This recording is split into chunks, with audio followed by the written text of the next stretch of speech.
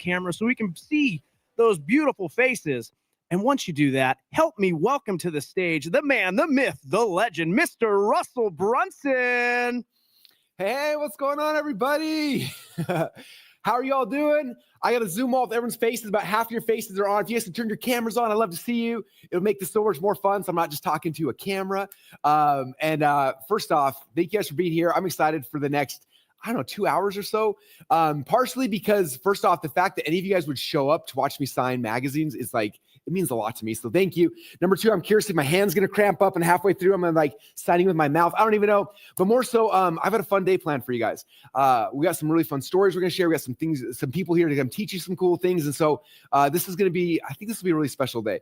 And I'm just honored that you guys would want to show up and hang out with me, for this big day, which is pretty exciting for me. I'm not going to lie. I've been a fan of Success Magazine for a long time. I tried to buy the company a couple of years ago and I didn't get it.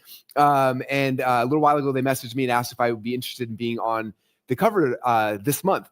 And I was like, what's it about? And they said, well, it's our legacy cover. And this is where we're talking about the legacy of success over the years and over the decades. And I was like, this is my dream.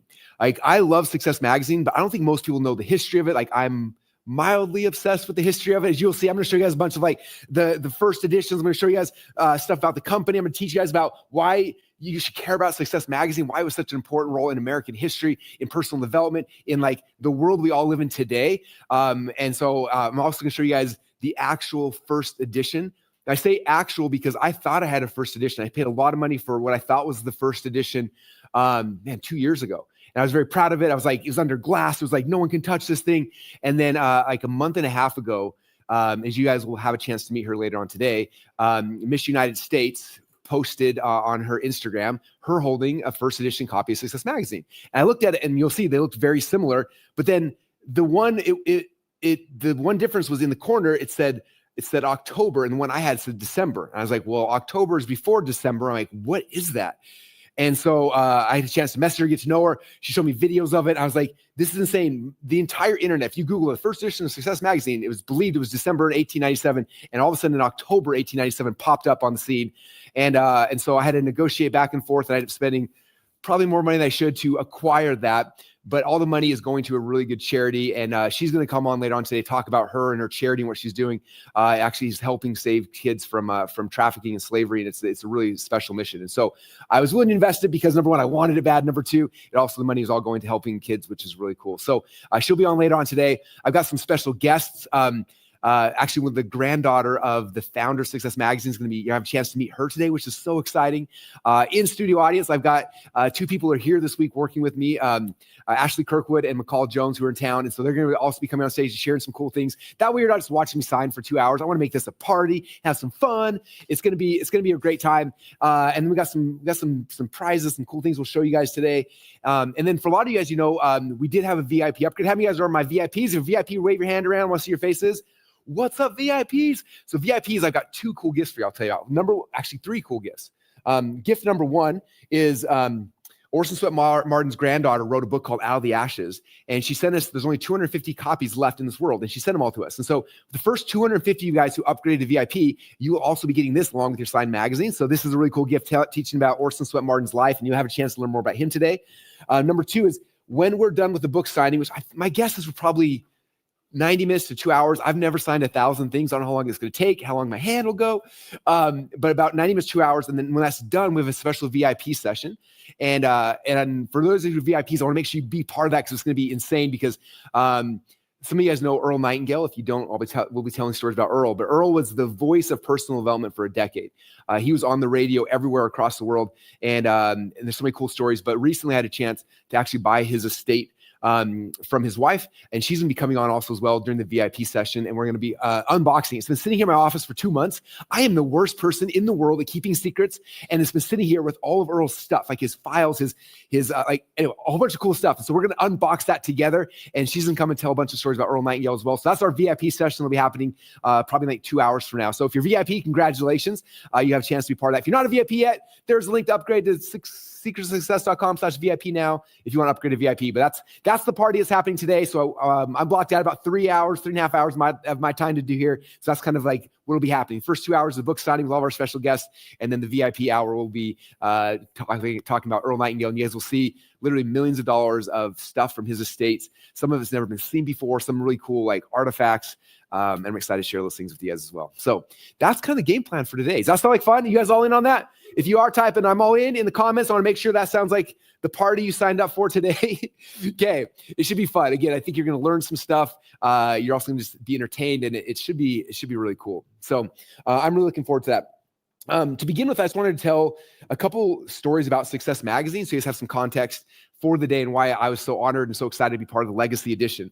When you get your signed copy, for those of you guys who got signed copies, and I'm only signing 1,000. I think it's like 800 or 850 we've got sold right now. If you don't have a signed copy yet and you want one, there's only 1,000 total. So there's the link to go get a signed copy. It's just $10. Like if you go to Barnes & Noble, it costs $10 to get it, or you pay $10 here and then I sign it. So it's kind of cool. So if you want a signed copy, you don't have one yet, there's the link right there, secretsuccess.com/sign. I'll have them keep that up most of the time so that if you're watching, it's like, all right, fine, Russell, I'll get a signed copy. Then you can go get one. And if you want 2 or 3 for your family, you can do that as well. So, all right. So with that said, I want to tell you guys some stories about Success Magazine. And again, in probably 15, 20 minutes from now, or 30 minutes, I can't remember the timeline. We're actually going to have Orson Sweat Martin's granddaughter come on and tell some stories. So I want to ruin all the stories, but I do want to just explain why Success Magazine is so important. Most people nowadays don't know and they don't understand. If you look at America back in the late 1800s, right? People weren't thinking about success and how to be more successful. Like, that wasn't a thing, right? Like the world was completely different back then. And there was a guy actually in England who wrote a book named Samuel Smiles. It was the first book ever written on personal development. It was called Self-Help. And he wrote this book in the mid 1850s. And then in England it was kind of big, but that was kind of it. It kind of fizzled out, and that was the end of it. But somehow one of those books got its way to America. And there was this young man named Orson Sweat Martin who in his attic, I believe, he found the book, he read it, and he was already a successful business person, but he was like, I want to do this. I want to teach these principles to other people. And so he started working on a whole bunch of things. I'm not going to ruin this story because I want to ask his granddaughter to tell the story later on today.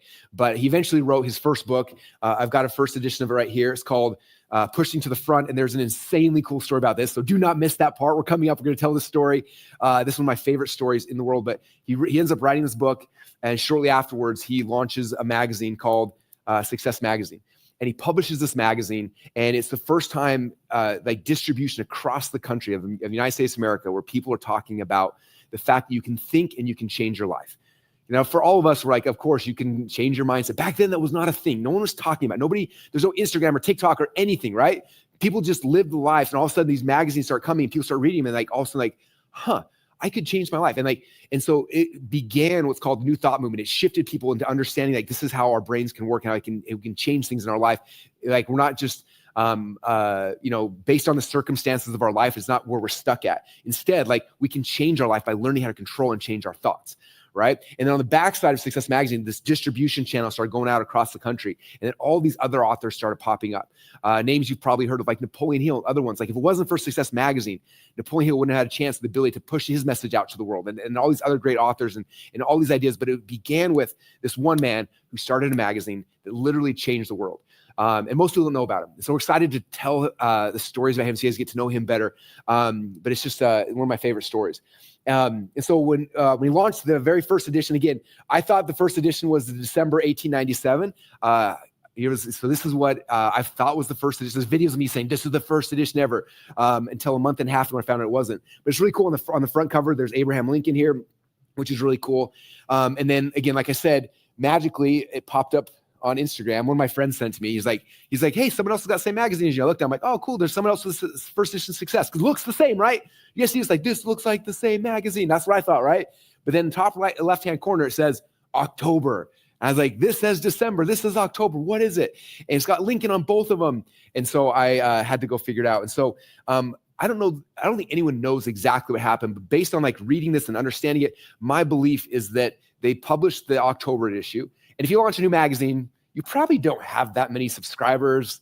You know what I mean? Like how many of you guys launched a membership site or somebody that make month one, you get 3 members. Like my guess is they published this, went out there, and there probably wasn't big distribution.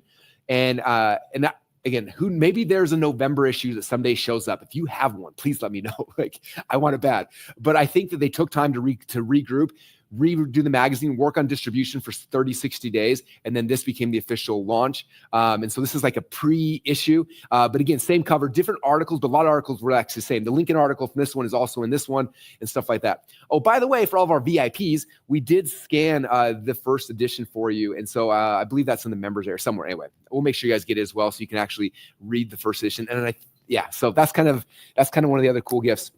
I want to tell you guys a really cool story about Orson Sweat Martin. So launches it in 1897. He then starts running the magazine through 1800s.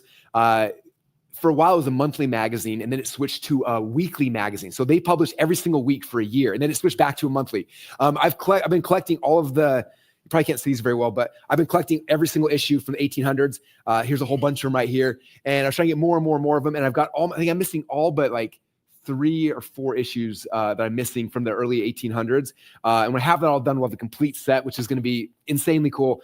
But he ran through 1800s, ran through 1900s, and then in the mid 1900s, Success Magazine actually went bankrupt. Like, it actually fell apart. And I want you to put yourself in Orson Sweat Martin's situation, right? Like you have this business, you build it up, you're teaching people how to be successful. The name of your company is literally the Success Company, right? Your magazine is called Success. You're teaching about success. Like in theory, you should be the most successful human on the planet, right? And he goes out there and he does what most people are not willing to do. He risks his time, his energy, his money, his talents, his efforts to get his message out into the world. And then what happens? Okay. Over time, it gets harder and harder. They end up going to New York. They get this huge building. The building's still downtown New York. I've not been there yet. Justin Benton and I were talking about, what if we did an event there at the actual place where Success Magazine happened? But they had this building, and I have a picture of. I don't know if you can zoom in on this. This is a postcard I found from the actual building where the Success Magazine is being published. And right here on the left-hand side is Orson Sweat Martin. This is all the people. You see him like. I love the romance of what printing was like back in the 1800s. Everyone's wearing suits and they're all dressed up. They got their typewriters, their whole thing. I actually had this from one of my designers, Rob Cicadas. He went and built out this painting. I don't know if you guys can see this. So this is the painting version of it. He blew it up really big. And then he put Orson Sweat Martin quotes all over it. But this is like from the Success building where they were building and publishing this magazine. They were putting it out there. I was able to find during my collecting almost like a yearbook. I'm sure over here maybe. This camera work. This is like a yearbook of Success Magazine I found back in the day. I'll pull it out of here while they're getting the camera working. Does that over the shoulder work? Okay, so it's like a yearbook basically of like the building. So there's the building in downtown New York where Success was published. It has like all the actual pictures of them doing it. It's got like the roster of who all the employees were. Like, anyway, this is one of the cool things I found. It's just insane. And so that's what's happening. They're building this magazine. They're trying to change the world. They're having tons of success. People are becoming more successful because of their sacrifice. And as it got bigger and bigger, as often happens, sometimes you grow your company, you grow too fast, things happen, and you get into financial problems. And they end up getting into some financial problems. If I can figure out how to close, there we go. Gets some financial problems and eventually has to declare bankruptcy, and they shut down Success Magazine.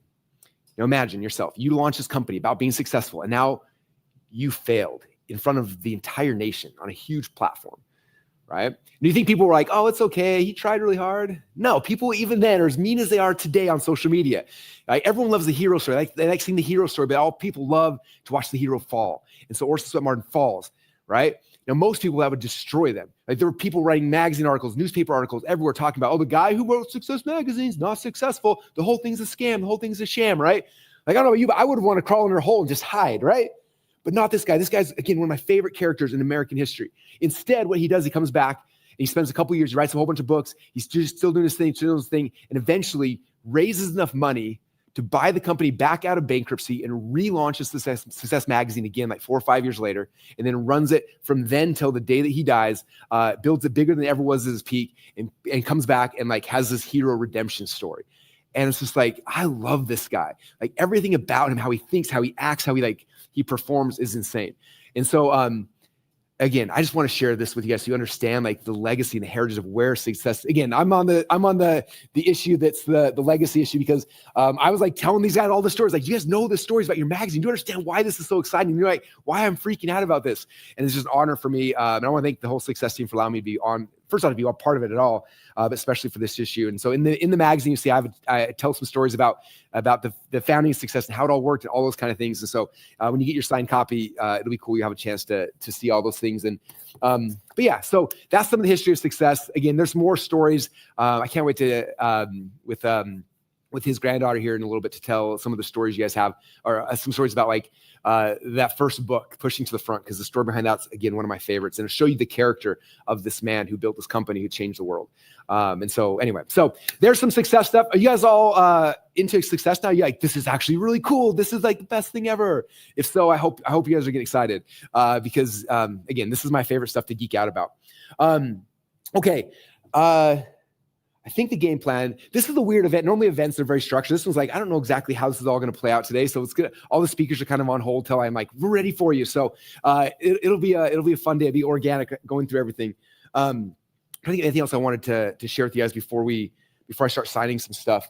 Oh yeah, there's one more thing. Okay. One more thing I'll talk about. And this is, it's interesting. Like, most of the people in my world don't know what I do. Like, I'm very introverted in real life. Sometimes they see me on the internet and they'll come up to me at church and like, hey, you're really quiet and shy over here. And then I see you on the internet, like hanging out with Tony Robbins, doing these crazy things. And you're on stage for like, there's kind of a disconnect a lot of times. But obviously with Success Magazine, a lot of people that I know have seen it, like the newsstands, they're like, wait, they call me like, I just saw you on a magazine at the airport. What is this? And a lot of people like ask like, how, like, you're on cover Success Magazine. How do you become successful? Like, what does that look like? And it's not something I've really talked a lot about. Okay. If all you guys who do follow me, like I talk about business and marketing and sales and funnels and one-to-many selling and driving traffic, like the world I've been in the last 25 years has been teaching and educating entrepreneurs on how to grow businesses. And in that process, we helped a lot of people become successful, but we never really talked about like actual success principles, like what is success? And so it's interesting over the last 4 or 5 months since I knew this was coming out, I've been working on putting together an event to teach people how to be actually successful. Or you could take any goal. Like if you want to be an athlete, you want to be a state champion, you want to be a national champion. If you want to start a business, you want to trade stocks, you want to get in a relationship, like whatever your goal is, like what would be the process to plug in to be able to hit that with certainty, right? And it's been really fun. And what's interesting is this, we've reverse engineered the whole process. We found like the stuff that I do when I teach entrepreneurs how to sell and persuade people, right? Like we do big events, as you guys know, where first off, like I'll speak in front of 500, 1,000, 10,000 people, and we'll persuade people to change life, persuade them to run to the back room to buy a course or buy a training or a mastermind or something, right? And so we're really good at persuasion. If you've been to my Selling Online event for 3 days, we teach how to persuade other people. And so we was going through all this. I'm like, what's the big secret? What's the big aha? And I was actually working with McCall and Tanner Jones deep on this. And one day they had this epiphany. They're like, you know what you actually do that's interesting? Like you're so good at persuading other people, but the reason why you're actually successful is the thing that you're better at than persuading other people is you're insanely good at persuading yourself. How do you persuade yourself to hit your goals? How do you persuade yourself to change? How do you persuade yourself to break your false beliefs? And she's like, what you're a master at is self-persuasion. And I was like, oh, self-persuasion. That's such an interesting idea. And then we started looking back at all the elements of like how we actually persuade humans to buy stuff and to run. And then we're like, how is this similar to how you persuade yourself? And they were like, the crossover is like 100%, like framework by framework. It's insane. And so what all the VIPs may or may not know when you sign up for it, when you join the VIP, obviously you're getting, the Earl Nightingale VIP session tonight. But the other thing is in 2 weeks from now, we're doing an event and I want to make sure I have the right date. It's on November 20th. We're doing a first ever, it's going to be a half-day event called the Self-persuasion Masterclass, where we're going to go deep, where you show up with any goal you want and you plug it into this process and we'll take you through and we'll install these self-persuasion beliefs into yourself. And so that way you can hit your goals with certainty. It's going to be so much fun. It's the first time I've ever taught this publicly, but all of our VIPs, you already have a ticket to that. So congratulations. Make sure you have it on your calendar. Do not miss it. It's going to be insane. Again, what I say the date was November 20th is going to be a day. It's a half-day event. And show up with your biggest dreams. And then my job is to help you guys to learn how to persuade yourself to actually achieve and go after those goals and actually hit them. So that's going to be really cool. If you're not a VIP yet, again, another perk of being a VIP. This is like the cheapest VIP ticket we've ever sold to. So like if you want to get into a half-day event for almost nothing. Like, make sure you're VIP. Then you can come to the Earl Nightingale party today too as well, which will be fun. Okay, I think I'm going to sign some magazines because I don't know how long it's going to take. I'm going to sign a couple. I'll tell a couple more stories, and then we're going to bring our first guest on after that. I think is good. That sounds like a good game plan. Okay, has anyone here ever signed more than one or two things at a time? I'm a little bit nervous. And also the magazines are glossy, so we had to find the right markers or won't like actually rub off. So that's kind of game plan. I wonder if there's anything, anything specific I can tell you guys. Well, okay, I think, hey, McCall, you think you're close to ready? Yeah. I might do this. Okay, I'm gonna do this because I don't know how to sign and talk at the same time. So what I'm gonna do is I'm gonna bring our first guest up while I'm kind of going through and signing these to talk about this. So again, those of you guys who don't know McCall Jones yet, she's someone who I just have. Well, I'm probably her biggest fan. Maybe her husband's a bigger fan, but I've been working with her and her husband so much for the last like 4 or 5 months. Like they keep coming to Boise for like a week or two at a time, working all these really fun projects together and exciting. And one of the projects is the self-persuasion training we're doing. If you haven't heard McCall speak yet, she teaches people how to find out their own charisma and how to like use that to be able to persuade and to help people that you've been called to serve. But today I was like, hey, you've been deep in this with me for the last like 2 or 3 months talking about self-persuasion, how it works. And like, you've been deep into it. Would you be willing to come and spend, 15 minutes or so talking about some of the principles so people can get a sneak peek of what we're gonna be doing during the self-persuasion masterclass? And she happens to be in the office this week. She's like, yes, I would love to. So while I'm signing some magazines, can we all put our hands together and have McCall Jones come on stage? Yay! So fun. Thank you. Of course. Okay, I am so excited. This is gonna be amazing. So for context, for the last 4 months, like Russell said, my husband and I have had just the absolute privilege. It's been so much fun to spend so much time with Russell. We, like Russell said, we come up for a couple weeks at a time. And with a lot of the types of projects that we're doing together, all 3 of us are at the office until late hours, and we spent a lot of time together. The coolest thing that we've been able to witness, I've been in Russell's world for about 5 years, but seeing everything so up close has been so fun. And one of the main things that we have seen is something that people used to say about Steve Jobs, and it's called the reality distortion field. When people are in proximity to Russell, the closer they get to him, this crazy thing happens where all of a sudden they start to think bigger and they think that bigger things are possible, and reality just kind of distorts. And I like to look at everything that he does and kind of break down what's happening so maybe I can steal those things. So we started to really break down what was happening when this reality distortion field was happening to every single person who came into the office. We felt that every single time we came up to Boise, we would move faster and we'd dream bigger and do all this stuff. And then we'd go home and we'd feel like the lack of something. And we kept trying to see what this was. We also have been here so much that we've seen all different levels of clients experience this exact same thing, whether they were just starting out, all of a sudden they felt like they could do more, or they were paying him gajillions of dollars. They would come and they also felt like they could do more, they could move faster, all of these things. So we started to break down, like I said, why this was happening. And all of these people who were paying Russell, what we realized is that so many people, yes, they obviously pay Russell for his expertise, but even more than that, we realized that people are paying Russell for proximity to pace. What we mean by proximity to pace is it feels like the closer you get to Russell, the faster you go. I don't know if you guys, has anybody ever run a marathon? I sure haven't. But if any of you run a marathon, you can say yes in the chat. Did you know that when you run a marathon, you can hire a professional marathon runner? Yes, Suzanne has, JC has, amazing. You can hire a professional marathon runner to be a pacer for you. Now, the pacer's job is to make sure that you finish the marathon in the time that you want to finish the marathon. They time themselves and they get really, really good at closing that window of making sure they finish the marathon in that time. And then you just run next to them. You just make sure that you keep up with them. And what we realized is that all of these people that were paying him for proximity to pace, they were essentially paying him to be their marathon pacer.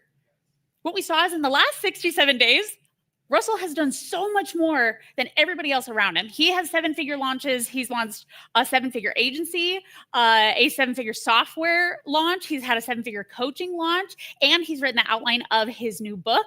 It's been this crazy thing to witness. So we started to say why, right? Why and how could obviously we steal these things for ourselves? Yeah, if we also want to get more done and we want to steal all Russell's secrets, I want you guys to write yes in the chat. Yes. Yes, we want to steal all of the things. So like Russell said, the main thing that we found is that he has mastered the art of self-persuasion. Russell can get himself to do anything.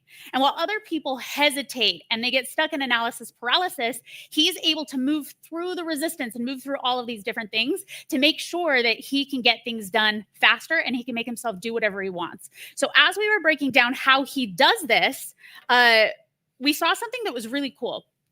So I know you guys all know and love Russell like I do. How many of you guys know what funnel hacking is? Yeah, if so, write funnel hacking in the chat. I know our identity in Russell's community is we are funnel hackers, but do you actually know what it means to funnel hack? Yeah, this is a principle that is very core to Russell's business. It means you look at somebody who is successful, who has a successful business or a successful funnel. You map out what makes them successful, and then you say, oh, I'm going to also do those things. What we saw is that not only does Russell funnel hack, but he also identity hacks. Yeah, this hacking principle is something that he does that is core to who he is. The reason why he doesn't stop and stay in analysis paralysis is because he looks for people who have already done the thing that he has done, and then he uses this framework that we've extracted called the 5 S's. Those both look like 5s, but that's okay. The 5 S's to take what they are doing and to do whatever he wants to do in the time frame that he wants to do it, and he's able to steal other people's success. If we want to steal Russell's success, I want you to write steal in the chat. We're going to pretend like he's not signing things over here. We're going to steal all of his things and all of his secrets. So these are the things that he looks at to make sure that he can identity hack. Yeah, that he can use the self-persuasion to go faster than anybody on the planet. So the very first thing he does is he looks at the steps. I want you guys to say steps in the chat. He finds somebody who has accomplished the thing that he wants to do.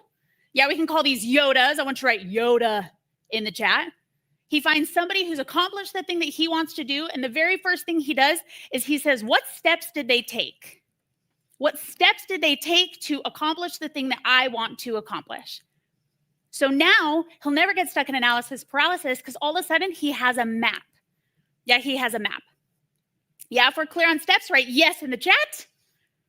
Once he maps out the steps that somebody has taken, the second thing that he does is he looks at stuff. He says, okay, now I have the map, but what things do they physically have? Resources, different things that he needs to gather. He says, what stuff do they have that I need to gather? Yeah, maybe things that I need to invest in, maybe things that I need to build. He looks at all of these things and he says, okay, if I have this and I have this, I now can move very quickly. Yeah, so I want you guys to write stuff in the chat. So first step, second stuff. What resources do they have that I don't have? The third thing that he does is he looks at these Yodas. He looks at this big thing he wants to accomplish, and he looks at himself. He says, who do I need to become in order to achieve this thing? What rules or guidelines do I need to put in place for myself to make sure that I can accomplish this thing, right? If it's somebody who has lost weight and he wants to lose weight, does he have to adopt the self thing of, I now need to become a person who doesn't eat cake pops, which would be the most devastating thing ever because they're his favorite, right? Whatever it is, it's, do I need to become a person who does this or doesn't do this? What rules do I need to create for myself? Yeah, if this makes sense, I want you to write woot woot in the chat. Woot woot.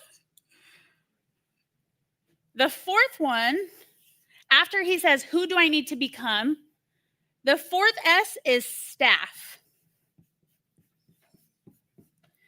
Russell looks at these people, these Yodas who've accomplished the thing that he wants to accomplish, and he says, okay, who are the people that he has or they have around them that help move them faster, that help with either delegation or partnership or different things like that to make sure that he can accomplish the thing that he wants to accomplish.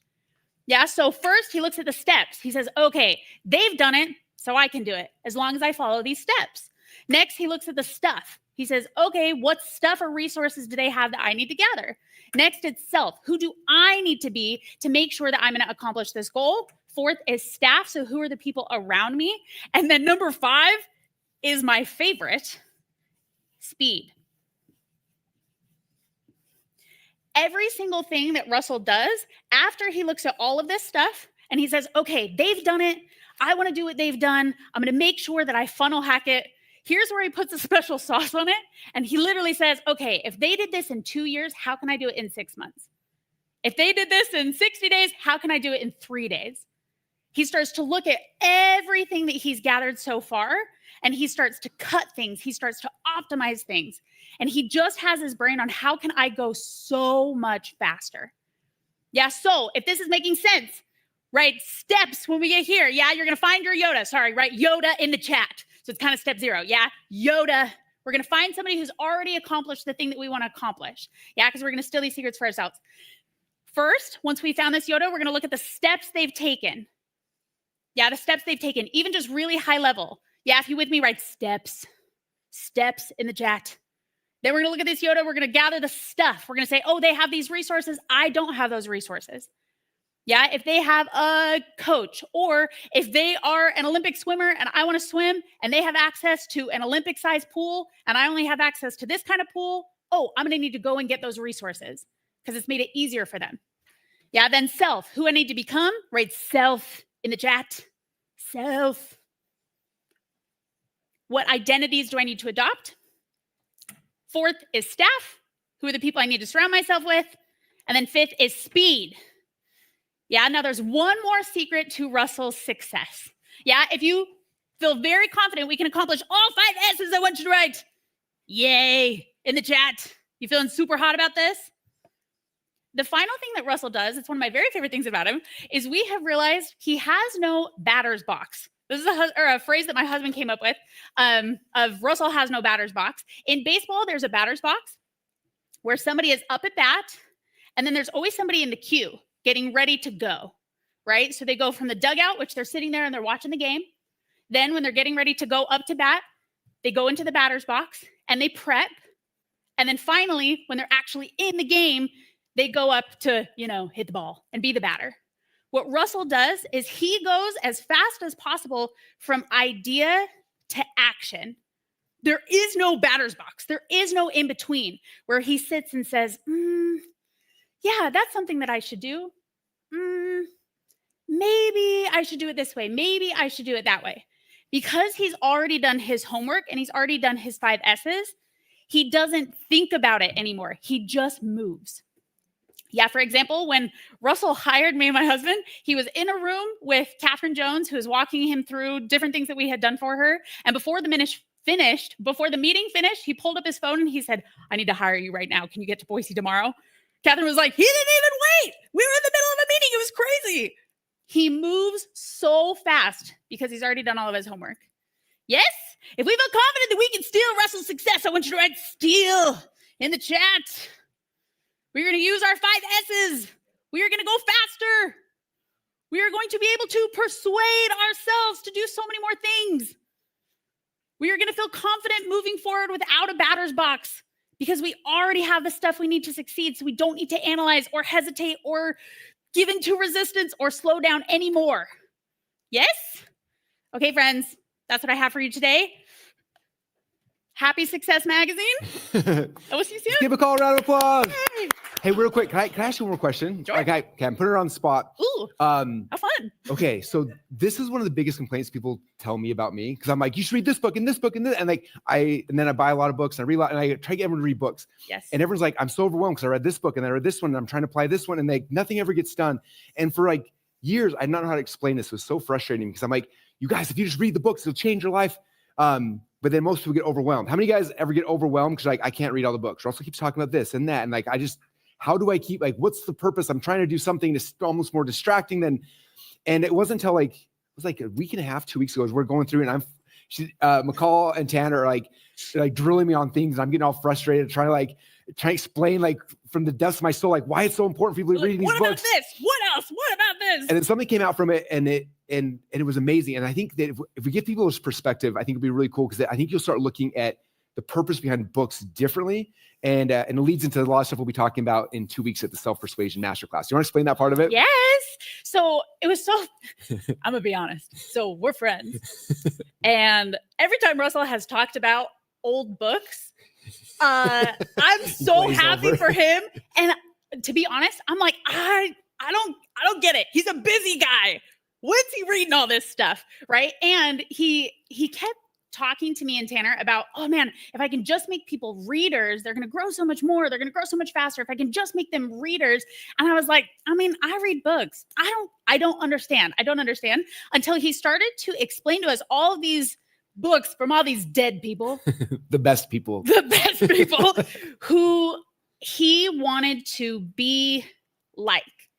And we started to question him more and more and more about what he was doing with these books. And the first phrase we came up with was like, oh, maybe he doesn't read books. Maybe he like does books. Like maybe he's like creating these action plans from these books and taking them and doing things really quickly.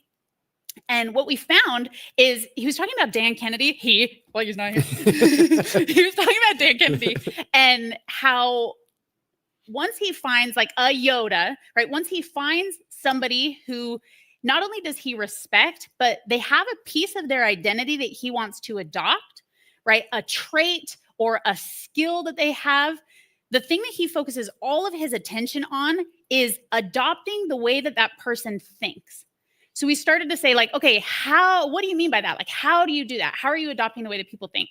And he's like, well, it's this full immersion process. I'm not even necessarily looking for tactics. I'm just trying to adopt their thinking. It's kind of how like copywriters, if they want to speak in the voice of the person they're writing for, they will read everything they've ever written and listen to all of the different things that they've ever said to make sure they can write like them. Russell does that with all these dead people and alive people. Dan Kennedy's still alive. Hey, Dan. We love Dan. Right? But any of these Yodas, any of these people that Russell wants to be like, he does a full immersion into their content and into their books because he's trying to adopt the way that they think. And this phrase that we came up with is what Russell does is subconscious identity osmosis. He finds a person he wants to be like. He immerses himself fully in their world, in their content, which means he can read a chapter of this book and then read a chapter of this book the next day and a chapter of this book. And it doesn't break the way that he thinks and it doesn't slow you down because it's all the subconscious identity osmosis. He's only trying to adopt the way that the author is thinking, right? It's just through osmosis, through being around it and fully immersing himself in this person's content. This is the way that he actually adopts the traits of these people. It was so cool. Tanner, it was like late at night. Tanner was so tired. It was the last like bit of genius he dropped. He was so fried. He's like, wait a minute. So you're not trying to learn the author's framework. You're trying to become the author. Yeah. We're like, yes, wait, you're trying to make people readers? No, you're not trying to make them readers.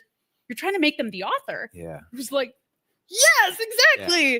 Right. So all of the people that you recommend, it's so cool to see like, so now, guys, I'm into the old books. I've been converted. She's on eBay competing against me now. For real. Yeah, I like went over to the library now with new eyes, and I was like, oh my gosh, it's so cool to see. Like now, you look at anything that's on the stage, or anytime Russell pulls out a book, what he's doing is he's really sharing part of his identity, right? He's sharing part of his identity, and he's trying to map out the Yodas that you should have, right? The Yodas that if you wanted to be like Russell, he's already curated this list of people and he's curated this list of content that's helped form his identity, right? That's helped form the way that he thinks and the way that he accomplishes all these things. So if you want to be like Russell, read all the books that he recommends. And if you find other Yodas that you want to add to the mix that you think like, oh my gosh, they have a part of an identity that I want to adopt. It's all about that subconscious identity osmosis, right? Because subconsciously it's happening as you're reading their book. You're adopting their voice. You're adopting the way that they're thinking.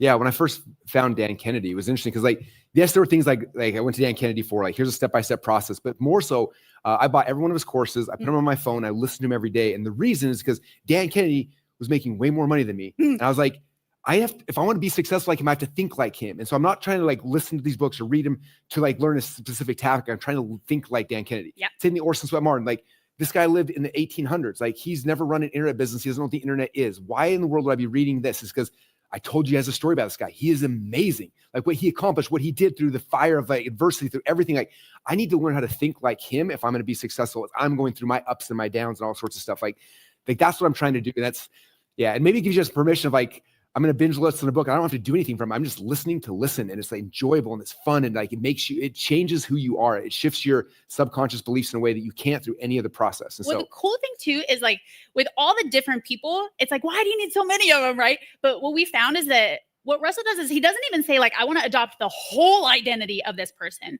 The two secrets that we found with the subconscious identity osmosis was immersion and curation. So first he curates, right? He says like, okay, like what part of this person's identity do I actually want to adopt, right? So that's the only conscious part of making sure that you're curating their content, right? So that you can adopt a certain trait or a way that somebody thinks about a certain topic without having to be like, I don't like everything about this person. Like, I don't know if I want to osmosisize with them fully. Like, do I want to be fully immersed? But because you curate so carefully, he's able to go through and say like, oh, okay, I want to be this like Dan Kennedy. I want to be this like Napoleon Hill. I want to be this like this person. And then in that like full immersion, he just dives in and says like, oh, okay, what can I read that Dan Kennedy's done on making money, right? If Dan wrote a book on relationships, like, I don't know if Russell would fully immerse himself in that, right? But he's able to curate that and then like fully immerse himself. Isn't that cool?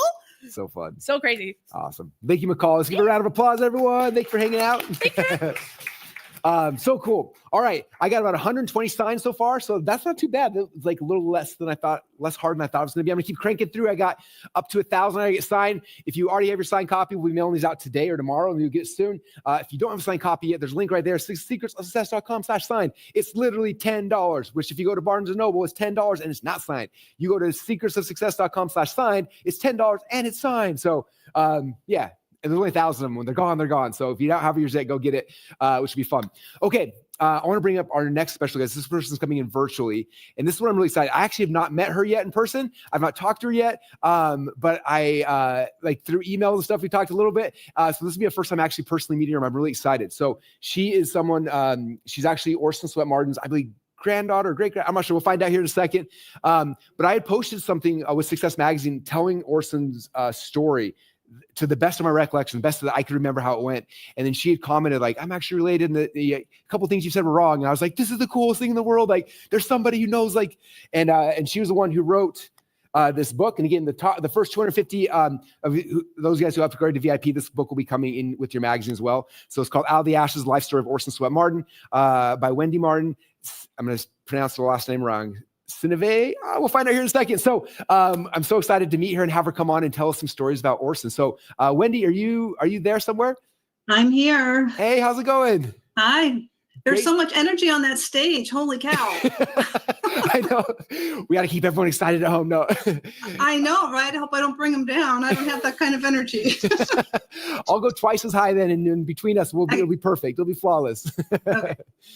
Well, first off, thanks for being on. Great to officially meet you, and thanks for the gift you gave all of our people that are coming through. You're welcome. Have access to it. So tell us who you are and like how like the relationship. I'm just curious about kind of your background. Well, Orson Sweat Martin was my great grandfather. Okay. My dad was Orson Sweat Martin the third. My grandfather was Orson Sweat Martin the second, or junior, I guess. But I've always been fascinated with him. Of course, obviously never knew him personally because he died in 1924 and I was born in 1960. But I've always grown up with the legacy of him. I mean, he did just amazing things, and he came from nothing. He was born in poverty basically, and lost both of his parents by the time he was 7, and that's in my book.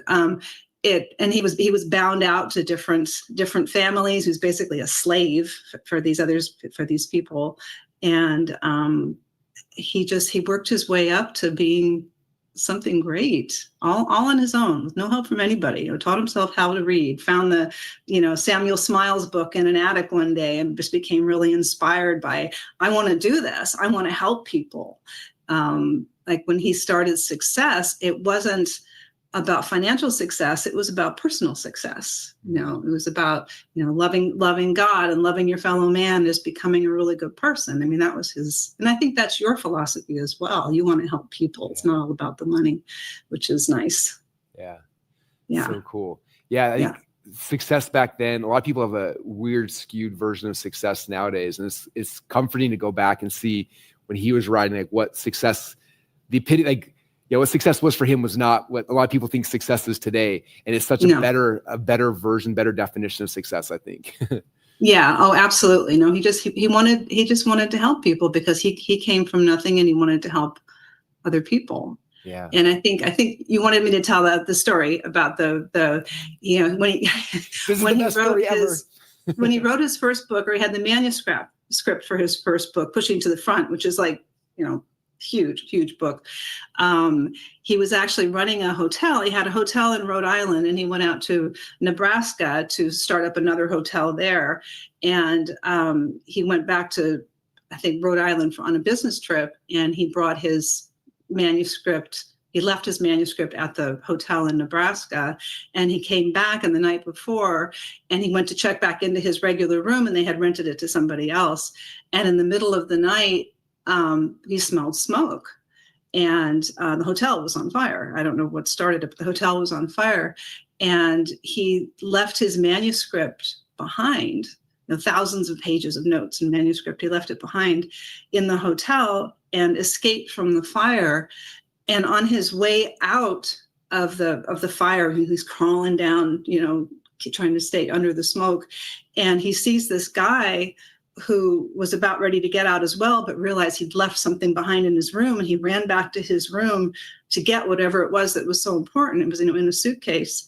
And this guy wound up dying because of his stuff. He went back to get his stuff and then wound up dying in the fire.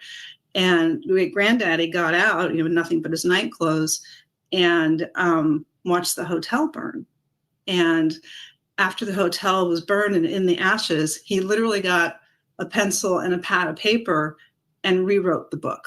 I mean, this, again, if you've ever read Pushing to the Front, this is a big book. And he rewrote the book. And that's why I named my little book about his life Out of the Ashes, because he literally wrote his first book sitting in the ashes of the manuscript. So I just thought that was a great story. But you had the story almost right, Russell. I was so close. Your version's way better than mine. It was actually in the hotel when it burned down. I think you didn't have that part, but yeah. That's so cool. Like, again, I think about what most people would have done, right? They spend who knows how much time. I think about nowadays, like we write books and we're on Google Docs and it's easy versus like back then writing a book and having the manuscripts and everything and then seeing that work lost. Like, I think most people are like, well, I guess it's not meant to be, or, oh, I guess that, but with him, it's like the pattern through his life over and over and over again, which was not like, it's not, giving up. It's just like, okay, let me just do the next thing. And to come back and then to write that book. And then afterwards, I'm not sure. He wrote a lot of books afterwards. Do you know how many books he ended up writing over his lifespan? I believe it's 64. Wow. Yeah, I don't have them all. I used to be, when eBay was first invented, I used to collect them a lot. So I have quite a few of them. I have a bunch of duplicates, and a bunch of magazines, but I don't have all of them. Yeah, think about that. And they were translated into all different languages. I have a few of those as well. So cool. Think about that many books back in the day. Plus, he was publishing a magazine that for a year was a weekly magazine, and then it shifted to a yearly magazine. Like the amount of like thought and publishing and writing, and like it's pretty prolific. It's pretty amazing that he was able to do that amongst all the other things, running the company and the business, and I'm sure all the other things involved with that at the same time. Yeah, no, he's such an inspiration. And but again, it's about personal success, not financial gain, which I just greatly appreciate. Yeah. So cool. Is there, do you guys have other family stories that no one knows about or anything else about him? I wish I did. Again, I say, he died in 1924 and I never got to meet him. I mean, I knew my great grandmother, his wife, Claire. I knew her because she was like 30 years younger than him. Shame on him. But yeah, she was 30 years younger than him.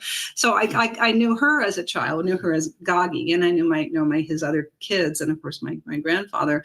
But no, there aren't any family secret stories that have been passed down, unfortunately. I'm sorry. I would share them if I had them. Oh, no worries.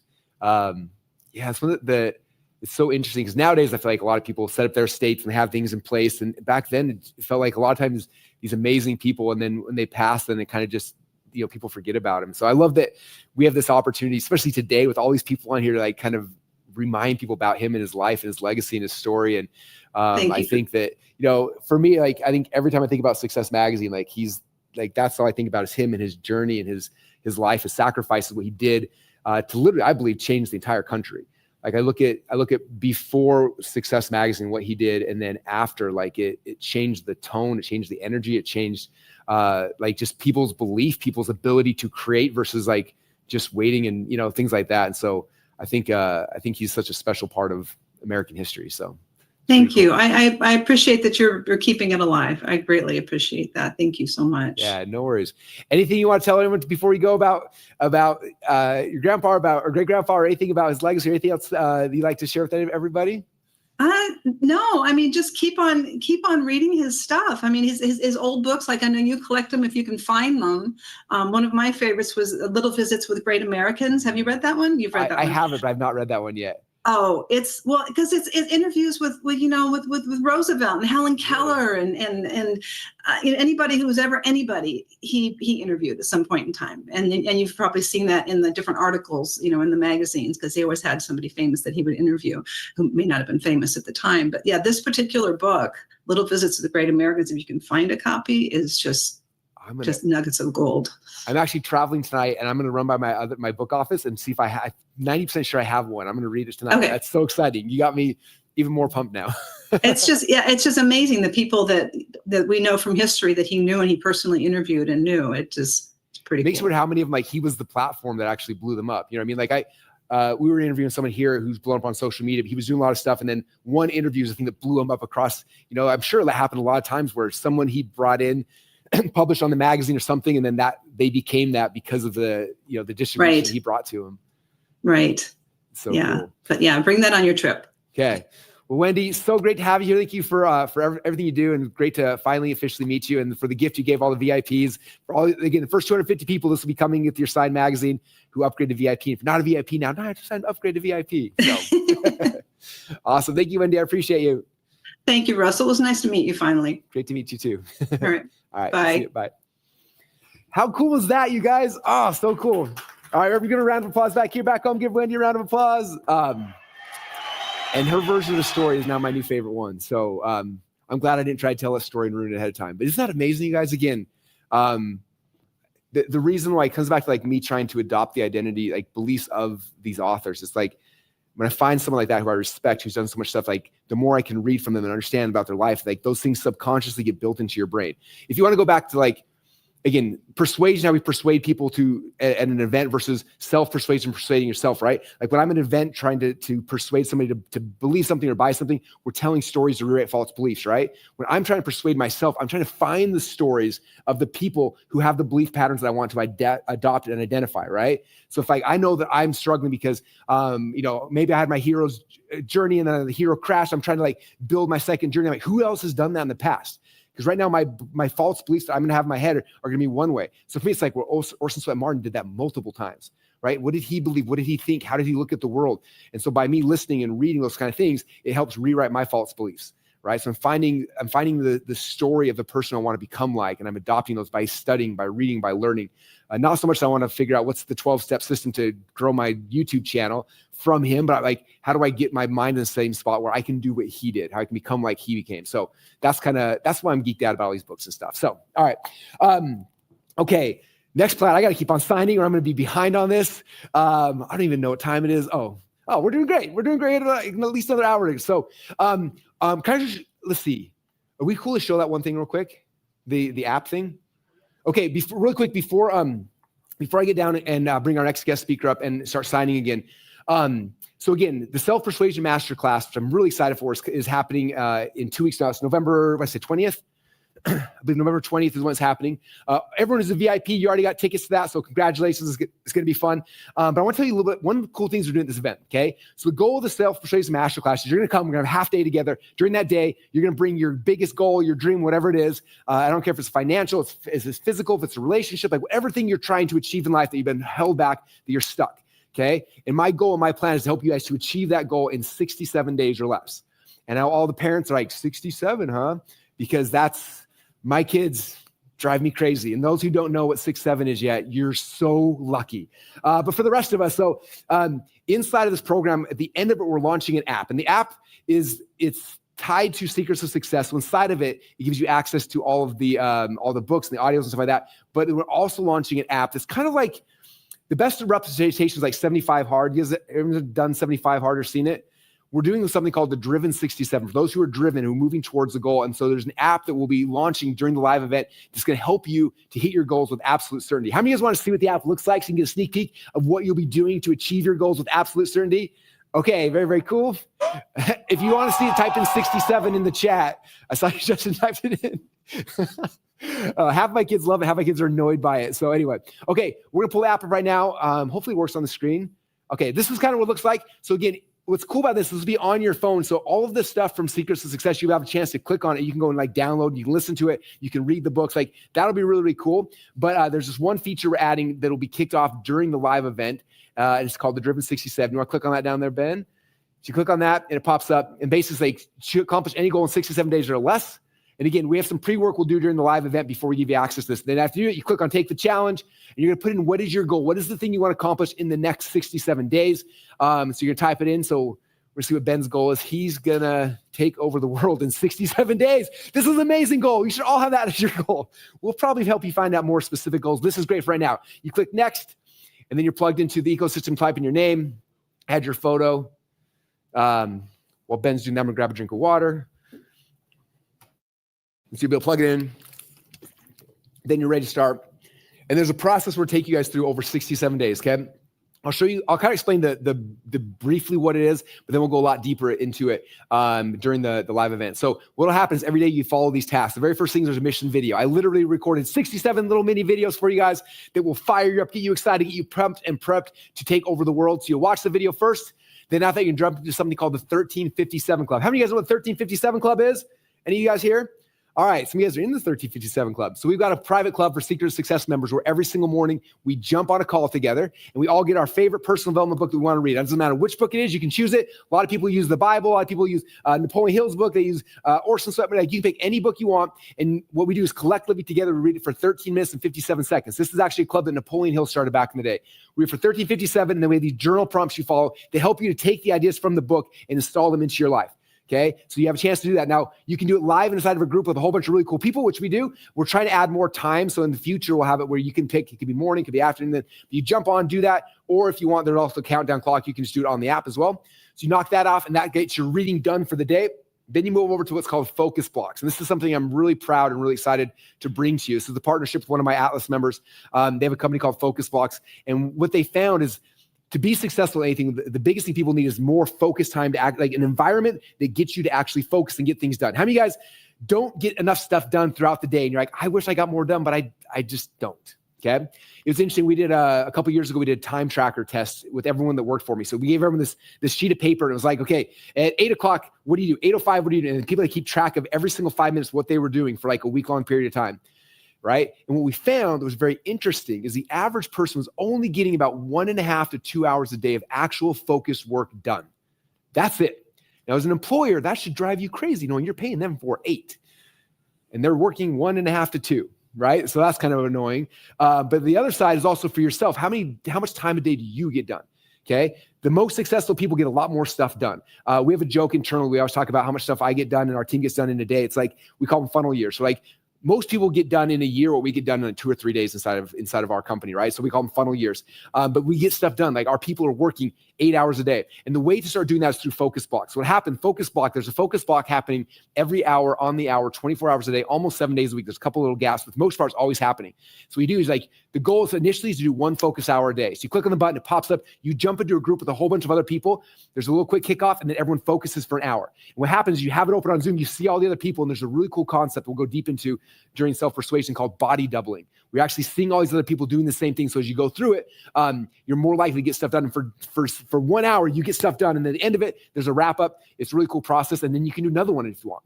Okay. And our goal is to do at least 1 a day, and then eventually get 2 a day, and then eventually 3 a day, and then 4 a day. Okay. And the faster you want to achieve your goal, the more focus blocks you do.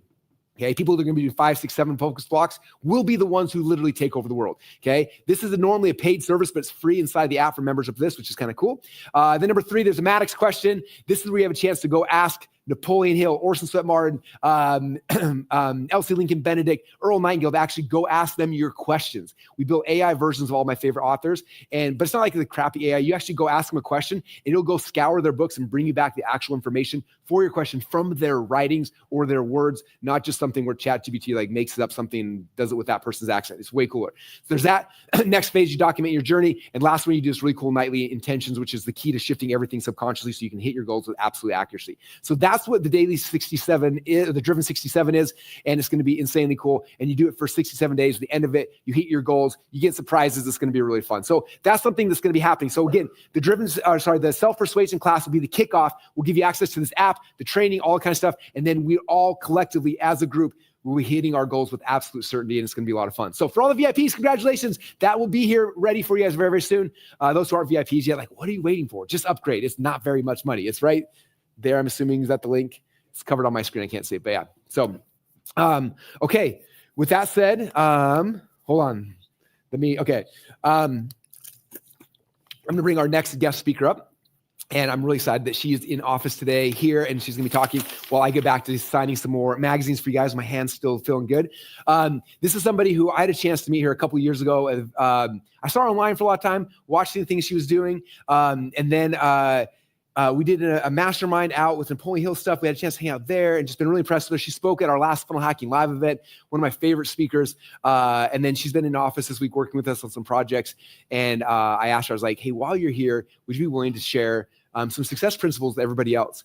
And yesterday was really cool. In my office, she was working on something, and she sat up on this whiteboard here, and she mapped out this really cool principle that I was like, that is so cool. I'm like, would you be willing to share with everybody tomorrow? And it's going to help all you guys to figure out, like, not just like how to make money, but how to find your passion and your purpose, and make it so that it's something that you love, right? A lot of people, they go after success, but then they're not fulfilled at the end of the day. Like Tony Robbins says, success without fulfillment is ultimate failure. Now, for us achievers in the room, how many of you guys that sound painful? Like success without fulfillment is failure. So how do you have success and be fulfilled at the same time in any area of your life you want to work towards? And so that's what Ashley is going to be talking to you guys about a little bit today, and it's going to be a lot of fun. So with that said, let's put our hands together for Ashley Kirkwood. Hey, thank you so much for having me, Russell. Yes, thanks for being here. So excited. Yes, I'm so excited. Okay, guys, are you all ready for this? If you're ready, say ready in the chat. I am so excited to come before you and just talk about this principle that really McCall pulled out of me. Wasn't she amazing? She has so much energy all the time. I aspire, okay? And so I'm going to talk to you guys a little bit about my journey and how I was able to find my passion and my purpose and get paid for it. If you want all three, drop a 3 in the comments. But first, I have to tell you where I started. So I ended up getting my dream job, you guys. It was what I worked for my entire life since I was a little girl. I always said I was going to be a lawyer. And I was very intentional about this. I would walk around school. In fact, in high school, when you called my phone, I won't give you my phone number because I have the same number since high school. But when you called my phone, you would get a voicemail and it said, hello, you've reached Attorney Williams and she'll get back to you in a minute. And my dad calls me one day and he's like, hey, baby girl, really love that voicemail you have, but it's actually illegal for you to say you're an attorney before you're an attorney. And I was like, oh my God, I didn't know that. I was kind of just like doing this whole thing where I was putting my mind where I wanted to be because everyone always said to say what you want. So I just said it, but apparently that wasn't legal. So don't do that. But that was what I did. So I've wanted this since I was a little girl. So I was very passionate about it. And so that put me here. I was in the passion category. And how many of you guys wanted something for so bad since you were a kid and you ended up getting it? If you got it, say got it in the comments. Because I was so passionate about it, I was very driven to get it done. So I go to law school, graduated from Northwestern Law, and I end up working at my dream job. It was the job that I've always wanted. It was at Kirkland & Ellis, and I worked so hard to get that job. I got in there. I was so excited. I was trying cases. I was doing all these things. Very, very driven, working very, very hard. And because this is a cool one too, they were paying me a whole lot of money. So I couldn't be mad at that. I was getting paid.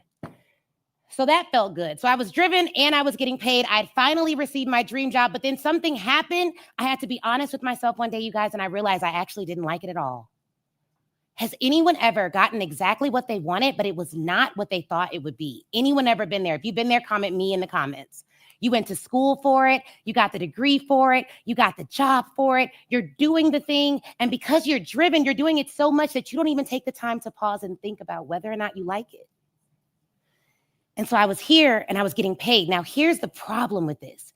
If you are getting paid well for a job and you are doing what you've always said you were going to do since you were a kid, don't you think your family would think you were kind of crazy for like complaining about it? Anyone else or just me? If you think that people would think you were crazy for complaining about getting your dream job, making all the money that you wanted to make in the world, drop a crazy in the comments. So what do we do when this happens? We don't tell anyone that we're unhappy. We keep up the facade. And so for me, because my job was making me very driven and I was making a ton of money from my job, but I didn't have purpose. So instead of spending all of my time on my job, I was doing all of these side projects. Me and my husband had a nonprofit on the side, helping kids learn about high-paying careers. I was also working a ton of side jobs at my firm. I was doing all this pro bono work just so I could fill this purpose void. How many of you have been there? Comment purpose. So you had the passion, you were driven, you were busy, you were doing a lot, you were getting paid well. Maybe you weren't in dire straits financially, but you were missing purpose. Anybody? Comment purpose.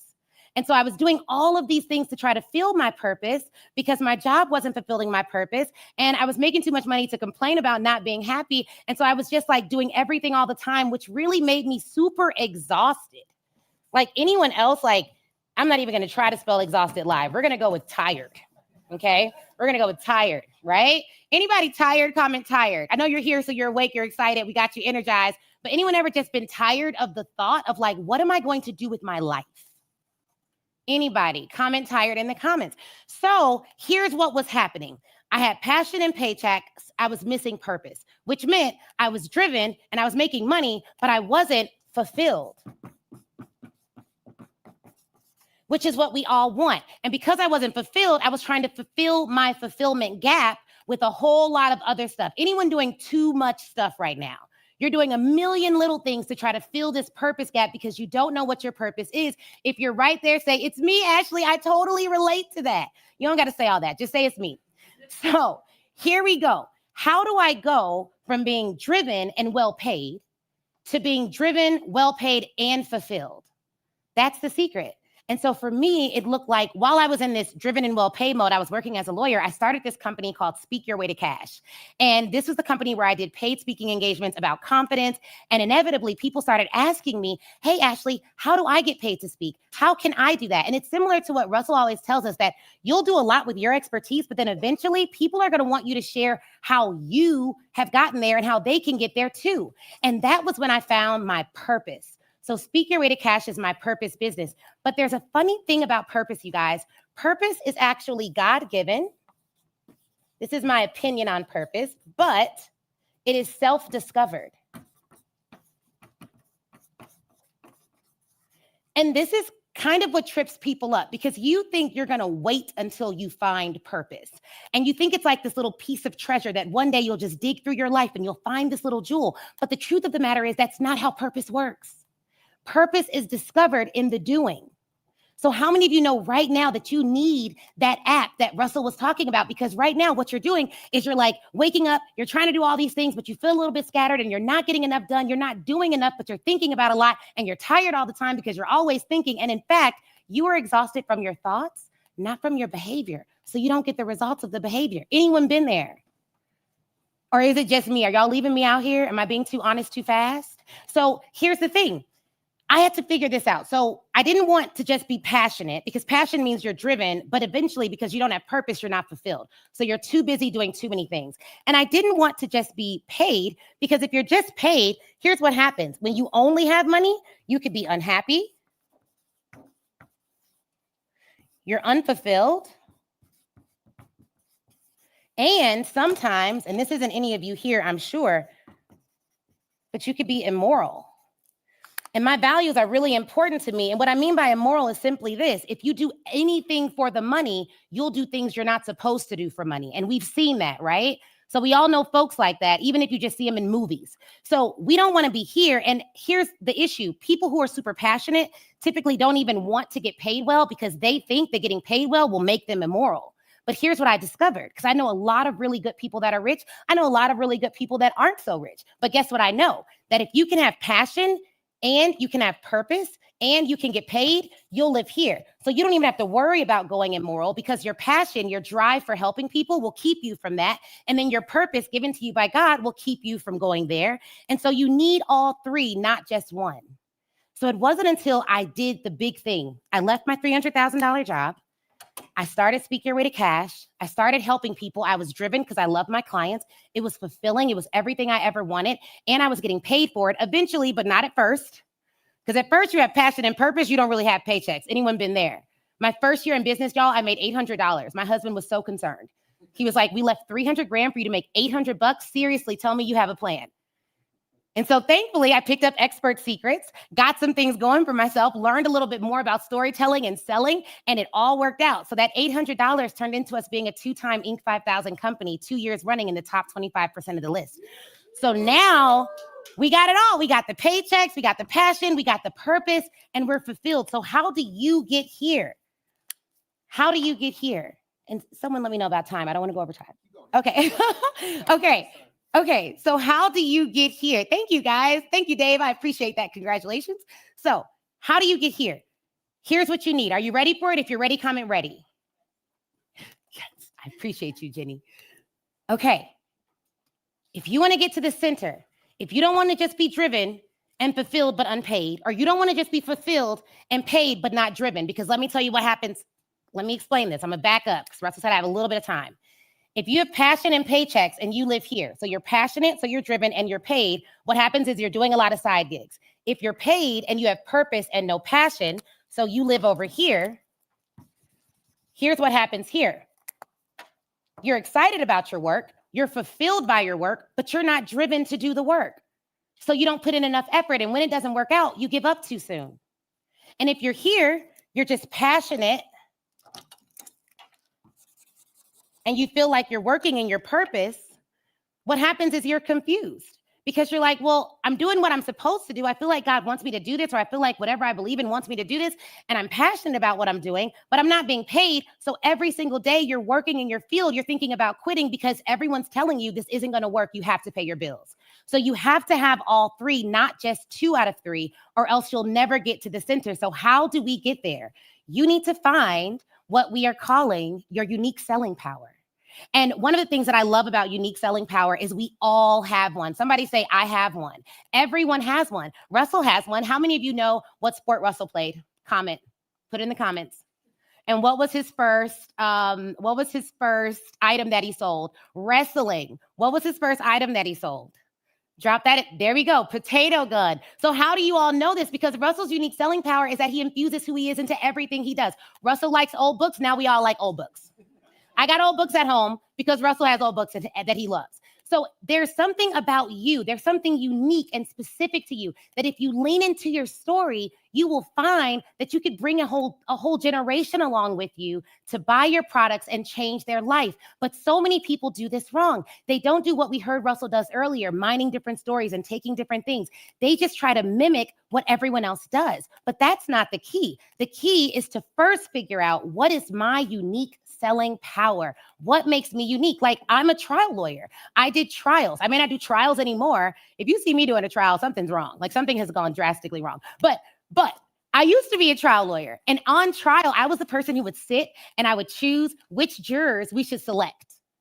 And then I became the person who would do cross-examination because I could read people fast. And so now that I'm selling and I'm doing stage selling and I'm selling to different people and helping people to get their lives changed and showing experts how to land big clients, now that I do all of that, I bring in what I learned from trial work. Into what I do now as a salesperson. Does that make sense? So there is something unique about your story. And yes, Rich, classic books, not old books. Thank you, my friend. So You got to find what's unique about you, and it's in your story. So you're going to mine your story. I want you right now to put in the comments, what is the thing that makes you unique? What did you do that everyone celebrates you for? What was your former job? What was your former expertise? What was the thing that you did that makes you unique? And then I want you to find out how you can utilize that to inspire other people to find their thing, to do what makes them successful, and to get exactly what they want. Does that make sense, you guys? All right. So I hope you all learned something today. I hope we all go out and find where we are passionate, purposeful, and well paid so that we don't give up too soon and we can literally go out and change the world like Russell helps us to do. All right. You're welcome. Have a good one. Thank you. So cool. Thank you for having me. Oh, so great having you. All right. What a fun day. You guys having a good time so far? Do I keep going or should we? I think I'm like, how many, 300 in? Or am I at $400? I'm on 3. We're doing good. We're flying. It's so fun. Okay. There's so many cool ways we could take this right now. What I think I want to do right now is I'm going to introduce you to our next special guest. And I'm excited for this because she's someone who I just had a chance to meet probably 6 or so weeks ago. I told you I saw her on social media holding up what I thought was the first edition Success or what I thought was another copy of the first edition Success Magazine. It was actually one that happened 2 months before the one that I thought was the first edition. And so it's funny. One of my friends, I buy books through. In fact, he's probably watching this, Milton. I buy a lot of books through him, and he messaged me, saw this on Instagram. He's like, hey, check this out. And he sends me a picture of her holding the magazine. I was like, oh, another first edition. He's like, no, look closer. I'm like, it looks like, if you see them both, I was like, it looks like the same thing. And he's like, look at the top left-hand corner. And I was like, October. Mine says December. And it started this whole thing. And so at the time she was planning on doing a big auction with it. And I was like, oh no, I have to win that. And I'm like Success Magazine guy. I got all of them except for now this one that I didn't even know existed. What am I going to do? And so that kind of started the process. So I had a chance to message her and get to know her. But what's so cool is as you guys will see, she's Miss America. Miss United States, which is amazing.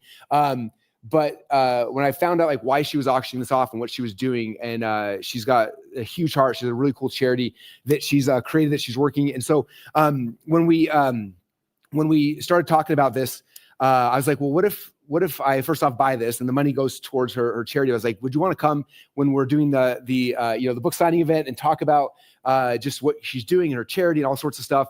I thought that'd be really cool and really, really special. So I'm really excited to bring her on. I want to make sure she is live on stage.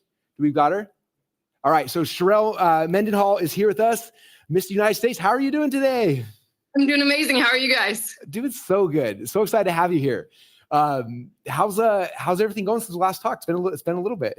To be honest, 2 days ago, I actually crowned a new queen. So you're no longer. Yeah. So my reign is over. Are you excited that it's over, or is it? I don't know how that all works.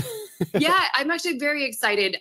Just in general, because this was a 10-year long journey that I wrote down with God, and so many things that you guys are actually talking about, and all the principles about never giving up were things that I applied to my life to be able to reach this goal. And so I feel so fulfilled throughout my 10 years of how many people I got to serve, the charities I got to work with, the opportunities that I've gotten to speak. And now I'm going to a next level. But I'm thankful that chapter existed, but now I'm thankful that it's over. Yeah. So who won this year? I don't know. Who did you crown? Her name was Dea Payette. She's a pilot. She's a pilot and a mom of 7. Yeah. So she's incredible, and her story is going to be coming out soon. Yeah, exactly. Wow. She's phenomenal. So I'm excited to see what she does with her charity, Hangar 22. So cool. Well, first off, I'm curious. I don't think I've actually asked you the story, but again, I was introduced initially because you were holding this magazine right here. And I was like, what is this thing? Like, so how did that you even get that? What's the story behind that part of the whole of everything? Yeah. So, it's pretty incredible because, throughout my life, I've met tons of people, and that's part of like the platform that I've had. Part of it was actually through running for office. I ran for political office, and I have boxes of treasures that people have given me because they know that I spend almost all of my time on philanthropy when I'm not doing work. And so this was one of those items that was given to me. I didn't know much about it, to be honest, but I did a little bit of research and I found out, and I love success as well. So, you know, just hearing your passion and how you talk about it and the little tools that you're giving people, I have to double down on saying those tools work. You guys, focus blocks are one of my most favorite things in the entire world. I do an additional, like I pop up and I'll go do like a mini like walk or workout for 5 minutes just to reset myself. So just as he's talking about that, I just want to double down and reiterate the success and how powerful the tools that he's giving you. But that's really how I've acquired so many things, is they see my fight, they see what I'm doing. And, you know, to kind of tie it all in, my story is one of passion that has to do first and foremost with God. My favorite thing in the entire world is my faith. And that's what drives me. But next up is my sister went missing almost 7 years ago. Did I freeze? No, we still got you. Yeah, you're great. Yeah. Okay. It looks like I froze on there. So, so my sister went missing almost 7 years ago. And when that happened, I went on a journey wanting to fight what I couldn't see, which was human trafficking, kids going missing, child abuse. And then 4.5 years later, after my family had gone through, you know, it was like this movie of a horrible journey where we just had heard nothing. It's like one of those cold cases that people would just not hear a word. They would know nothing. And in 4.5 years, we got a message that they think they found my sister's pants on the bank of a river. And so we went searching again in the area where she went missing. And we think we found her sweatshirt. And then a few months later, we confirmed we found her body. So for me, my mission, my charity, my passion is that I didn't get to save my sister. I'm thankful she's with God, but I'm going to spend the rest of my life fighting to make sure that more families don't have to go through what my family went through. And I believe that every child is worth fighting for, that every kid deserves to feel safe, and that parents shouldn't be worried about predators. And so I'm doing my job, my part, my mission, my passion. Ashley talked about it. And so I have my passion, I have my purpose, and I'm working to make the world a better place. And I'm going to do it every day. So awesome. That's awesome. Now, I know you told me a little about behind the scenes, what you're working towards right now with the schools and everything. Will you share like what you're building right now? It's really neat. Yeah, so I'm using the vehicle because I don't know how many of you in here love music, love worship music, but I absolutely love worship music. And so our vehicle is the Roarfest. And so the Roarfest was created, it's a 501c3. And what we do is we have a worship festival every year. Our first one was last year. We're doing another one this year. And this is our vehicle. So we're having this worship festival and we raise funds for a mission, for a cause every year. And specifically what we're doing is against child trafficking. And I work with a couple of different programs. One of them is Prevent Child Trafficking. And what we're doing is a program in schools called Stand. So Stand, so I have a, hashtag Stand. I put it up on my hand, hashtag Stand, because what it is a movement of students taking action for a new destiny. And so we're giving them principles, giving them goals. It's kind of like the DARE program within schools. We're doing a pilot program within 120 of schools. We've already given out over 9,000 items in clothing. And so it's a partnership to be able to raise funds and start getting this not only in the Nevada schools, but across the nation. Yes, exactly. Stand. So instead of like DARE, like if you guys remember the DARE program, we're doing a program within schools to teach, to educate, and to tell kids it's powerful. It's cool to stand up for yourself, because it's been so hard in history to try to teach kids about predators, to try to teach them, hey, they're just bad guys, or even child trafficking, how difficult of a conversation that is. And so for us, we're making it cool to talk about themselves, to stand up for themselves, to stand up for your friends, and then having mentor programs within the school. So cool. Is it all launched out, or you're in the process of building out for, or where exactly is everything right now? Everything is being launched in January. So we are already live. So the Roarfest is already live. We've already gone live. We've already been doing the work as of last year. And as far as this specific charity, so the Roarfest is completely live. This year is the new part where we're actually helping raise funds to take it to the next level. But we're already going in schools as of January. It's already live. And we have additional charities who are coming alongside us. They're like, we love what you're doing. We have these resources and we want to give them to you for free, which is the Power Over Predator, which is they've helped over 80,000 different kids. So the amount of collaboration that's starting to take place in Transform, we've actually submitted it to the White House already. It's phenomenal. So like we're talking about speed, we're running at a very, very fast speed in order to get this accomplished, because I don't want to spend one more day where kids are being in suffering and they live in fear and they're being abused. So we're running at warp speed as well. So cool. Now, how much, I know you're right in the middle of raising money and trying to raise, so what's how much are you trying to get? What's the goal right now that we can help? Yeah. towards? So just for the program in schools, we need $250,000 a year. That's just for the program in schools. That's not for the clothing. That's not for everything else that we need. But that is the minimum that we want to raise on a yearly basis in order to get these kids the curriculum in the schools, which is the 120. If we want to expand, we're going to have to blow that up to a whole new level, which is probably going to be more like on the million range a year, just on the first 5. Yeah. So that's where we're at.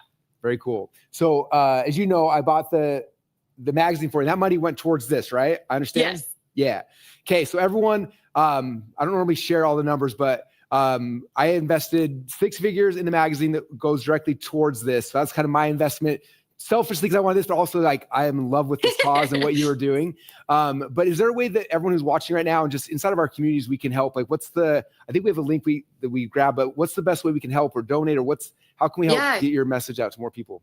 Yeah, thank you so much. So go to the roarfest.com and it's /donate. I do believe they have the link. If not, I can post it in there. But in there, you can do a one-time donation. You can do a monthly donation. And I truly believe in the spirit of generosity. I believe that when you sow a good seed, that it will be multiplied back to you. So all of us coming together to fight this fight. And I know that sometimes like, oh, I don't have much, but any amount is going to be powerful because we can together stand up and fight this evil. And even if just 100,000 people, guess what? That we're at 6 figures. If one person gives, $1, $10, $100. So go to theroarfest.com /donate, and it's all a charitable donation. So you will get a tax receipt as well. So yes, we're fighting evil. Yes, Holly. So any help that you guys can give today, tomorrow, for the rest of our journey, you can follow along and see what we're doing as well. So awesome. And what I recommend you guys do, because people always ask me like, where should I want to help? Like, we're making money now in our business. Where should I help?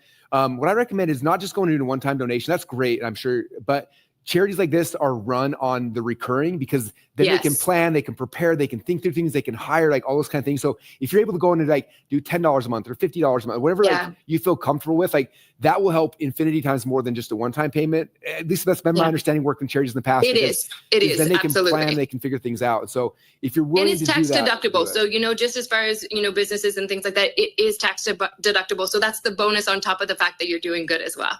Yeah. So cool. Well, I appreciate you. We're going to do a lot more with you together, hopefully in the future. This is kind of, in my mind, this is like kind of our kickoff of our relationship and helping with this. But I believe in what you're doing. And, we've over the years invested a lot of money helping the cause of getting people through, child trafficking, things like that. Yeah. And, the organization we gave money to for a long time. And I've been looking for a place to start shifting our focus and energy just because things have shifted and changed over there. And so I'm excited to be able to work closer with you, and just grateful for you. And I think, thank you, Sarah. In my world, it was fate that somehow you got the Success magazine that made me like message you 50 times on Instagram, like, please call me back. Don't auction that away. I need this. I have to have it. And so, anyway, just grateful for how it all worked together, and excited to introduce you to our community. We've got a whole bunch of really cool entrepreneurs who are amazing people. All of them who are building businesses, but also we talk every single time about like like the goal of making more money so you can give more money. And so I hope that Amen. a lot of you guys will dive in and start supporting this charity. I think it's something I'm going to be putting a lot more effort and time into, and excited to officially introduce it to our community. So thank you for all you do. And I can't wait to, hopefully get you this first goal and then the next goal and just keep on growing from there. So absolutely. Thank you guys so much. I appreciate it, Russell. Awesome. Thank you. All right, guys, let's give her a huge round of applause. Anyway, that was really powerful, and I'm excited. I think, like I said, serendipity that this kind of happened, and it's something that what she's doing is unique. It's interesting. It's really powerful, and so again, we're supporting it, and hopefully you guys will as well. So, and Brian already said donation done. Congratulations, Brian. You're the first one that did it. So after you guys donate, jump on here and be like, what's up? I just donated. That way we can see all you guys. It's kind of fun. So, okay. We are 90 minutes in. I still have 700 books to sign. That was the last of our guest speakers, right? I'm going to ask my team a question. Can we do some Q&A with people? Is that possible? This may be a nightmare, but I can sign while I do Q&As. Maybe we'll see. We'll try one or two just to see.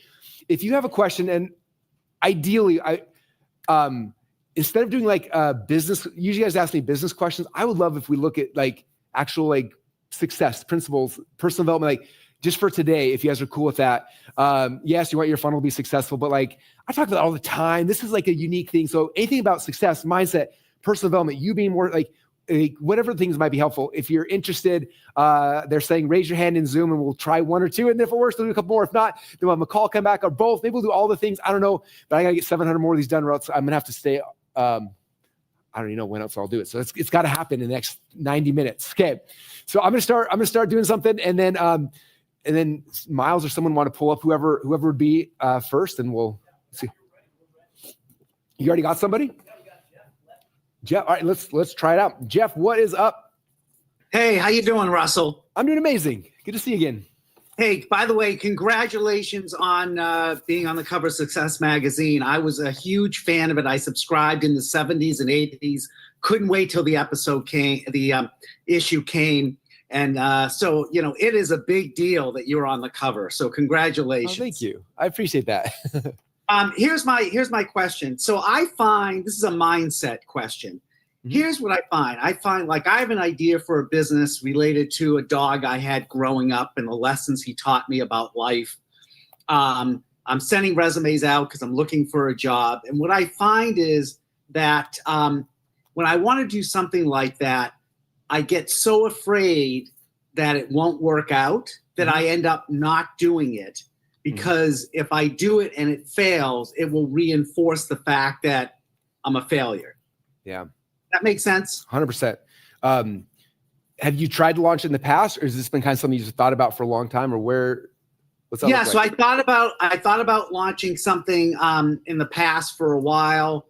Haven't done it. I'm sending resumes out looking for a full-time job. So I'm doing that. But it prevents me from actually taking action.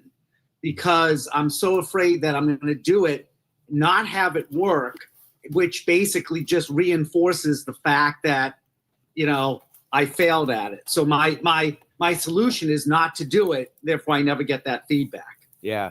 It's interesting how many people it's usually one of two things. One is that where it's like, they're so scared of trying that if they fail, they'll be a failure. The other one I've seen a lot, and I wonder if this is true for you too, if it rings true, is like, a lot of people have a dream, right? They've been thinking about it, they've been talking about it. And it's become this thing they're really excited about. But their other fear is like, what if I try and it doesn't work and then my dream dies? Yes. Have you felt that one before? Yes. Yeah. Yes. Those are the two ways that it usually shows up for most people that I've worked with is either an internal thing like I'm gonna fear, or it's like I have this dream and if I fail then the dream dies. And I'd rather not let my dream die, so I'm just gonna keep learning and practicing so the dream lives on, right? It's usually some variation, maybe both of those at the same time. And that's a hard thing.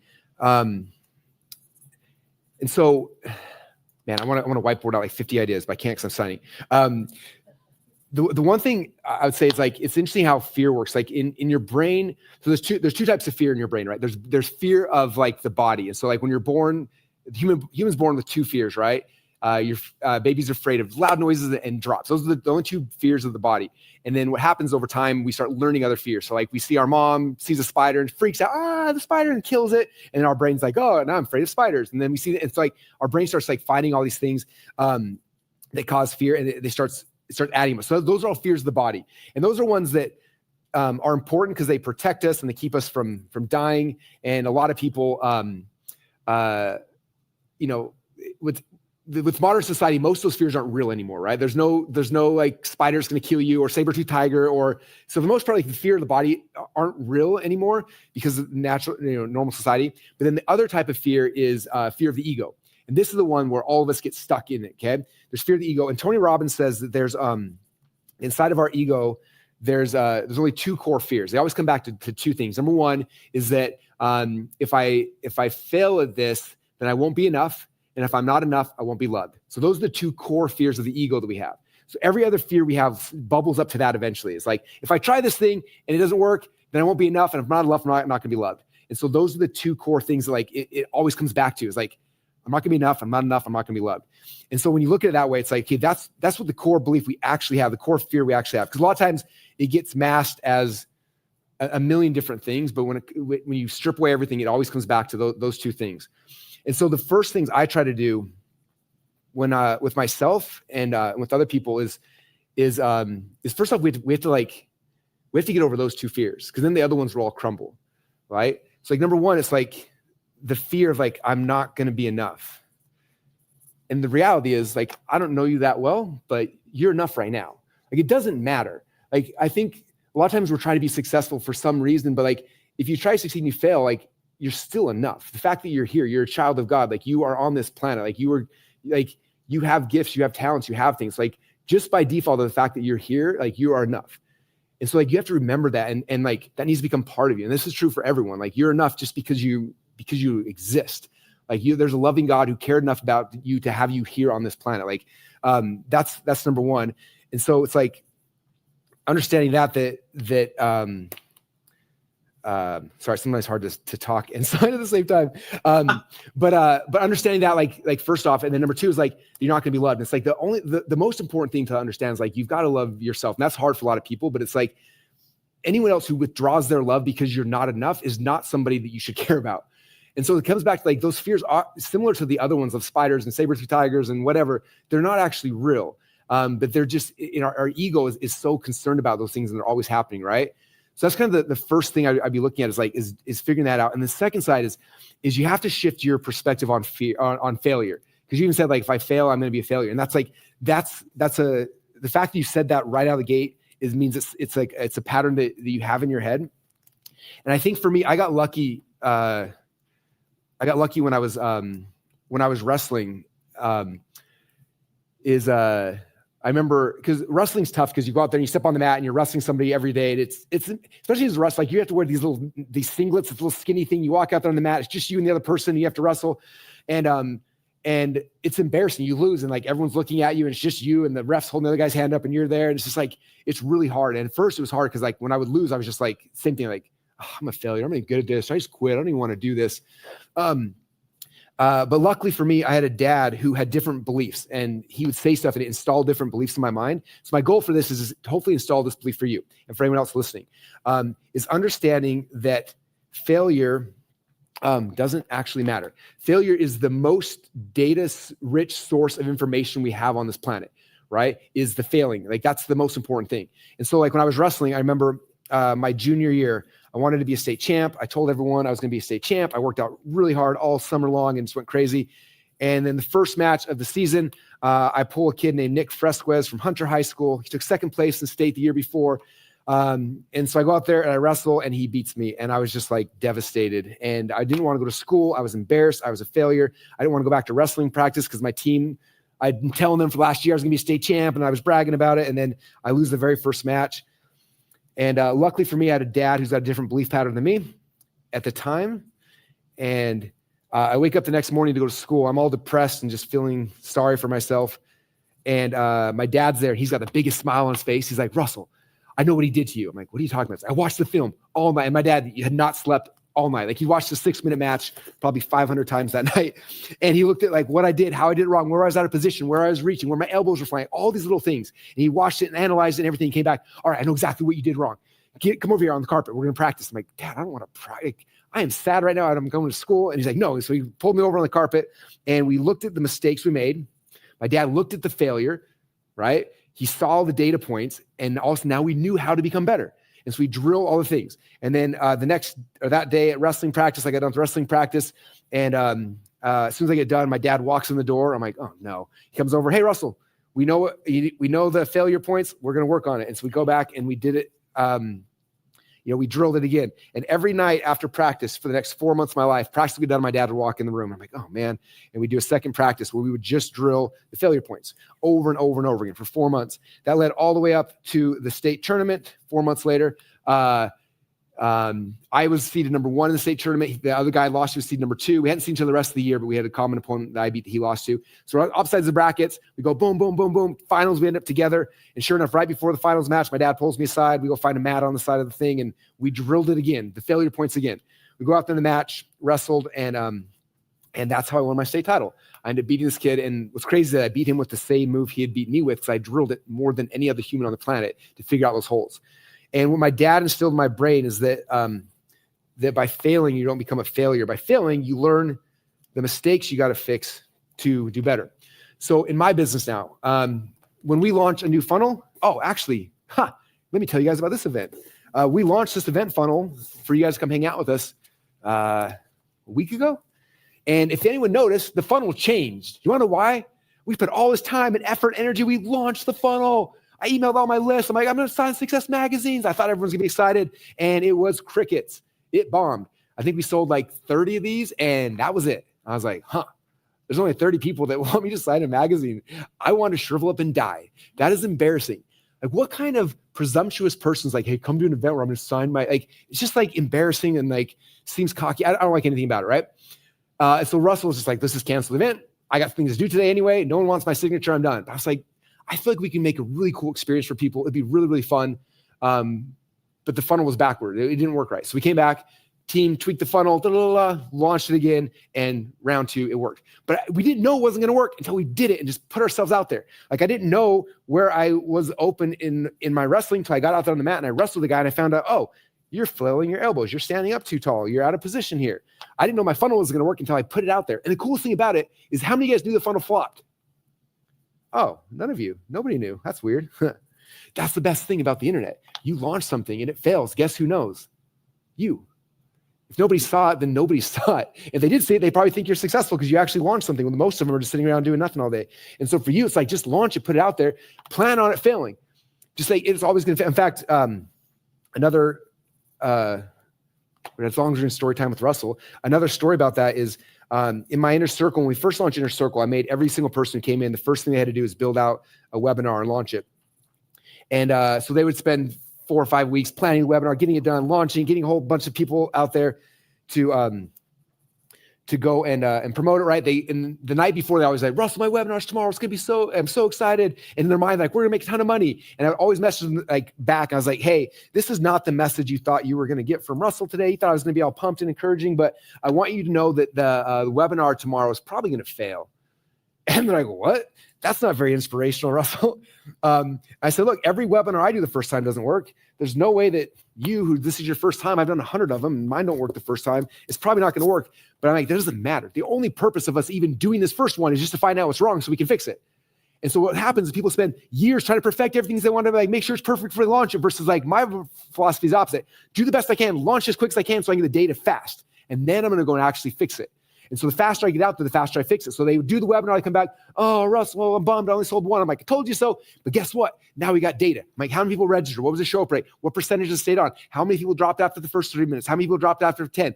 How many people were on during the pitch? And then from there, we have all the data we need to actually make good decisions. Everything else ahead of that's just a guess.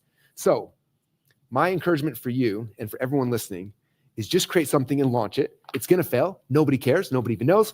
But the reason why it has to fail is because until it fails, you have no idea what you got to fix, especially if it's your first time. And so I would put out there, your dream's not going to die. It's going to be an iterative process. All success is iterative. if I was still focused on my first launch, I'd be selling potato gun DVDs right now. And I would not be on the cover of Success or hanging up any of you guys, right? Potato gun DVD was not a success when all said and done, but it was the first one. And I learned. And from that, I created the next one and the next one. And I could never get to I could never create ClickFunnels or create any of these other things until I'd failed 300 or 400 times, because then I learned all the ways to not fail. So I hope that's helpful. That's huge. Biggest thing is adopting that belief of like failure doesn't actually matter. Like, we all fail all the time. I fail on a grand scale and most people don't know. So if I'm failing on a grand scale, most people don't know. You can fail on a small scale. No one's going to know. It doesn't even matter. And then it's just iterative, like making it better, making it better, making it better until you become the person who has the success. Right. So my only question for you then is, when are we launching this thing? We're going to do it this week. I'm going to put it out there this week. Heck yeah, dude. Congratulations. That's a big deal. Okay. I'll do it this week. Okay. I'll do it on the weekend. I'll do it on Saturday or Sunday. I'll put it out there. Okay. And just so you know, it's going to fail, but don't worry about it. It's cool. Now you got data. Now we can fix it. That's the first step. I'm proud of you. Thanks. That's awesome. Love you, man. Very cool. Thank you. That was fun. Was that helpful for anybody else listening in? Hopefully. Hope that was good. Okay. Okay, let's do this. That was fun. I gotta keep cranking. We're gonna have McCall come. Do you want to come up and? I think. Hold on. I'm reading the thing that they told me. Oh, okay, fun. All right. Either way, what do you want to do? Me. Let's put our hands together for McCall. We're gonna figure it out on stage. Put our hands together for McCall Jones coming back up. Yay! Okay, during Q&A, or do you want to just? Well, I can teach them how to be authentically themselves. Let's start there. Have so much charisma. Okay, friends. Who wants some charisma? All right, let's do some of that. That'll be fun. So okay. I didn't even introduce myself the first time. I don't know how many of you actually know who I am, but my name's McCall Jones. I'm the co-founder of a company called Charisma Hacking. So we help entrepreneurs be more charismatic on video, whether that's to be more confident or to actually use charisma to sell things. So from my perspective, the ultimate secret to success is charisma. Now, I know the first presentation we talked about identity, right? And adopting the identity with this, even subconscious identity osmosis, right? We want to adopt the identity of these other people. But the biggest mistake that people typically make when they're trying to adopt the identity of someone is they also try to adopt the charisma. They start to try to be like this person because they're thinking like this person. They try to talk like this person, and then they become really awkward because it doesn't feel authentic to them, and then it keeps them from succeeding. So I want to share with you guys a framework on how to be authentically yourself and how to be more charismatic. Yeah, so our definition of charisma at Charisma Hacking is the ability to do three things: get people to like you, get people to trust you, and get people to do what you say. We do that by making people feel three emotions. I want you guys to write 3 in the chat. 3 emotions. If we can make them feel these emotions, they'll do whatever we say, and we shall be successful. Those 3 emotions are, first, we need them to feel excited. I want you guys to write excited in the chat. The second emotion we make them feel is we make them feel seen. I want you guys to write seen in the chat. And then the final emotion we make them feel is we make them feel certain.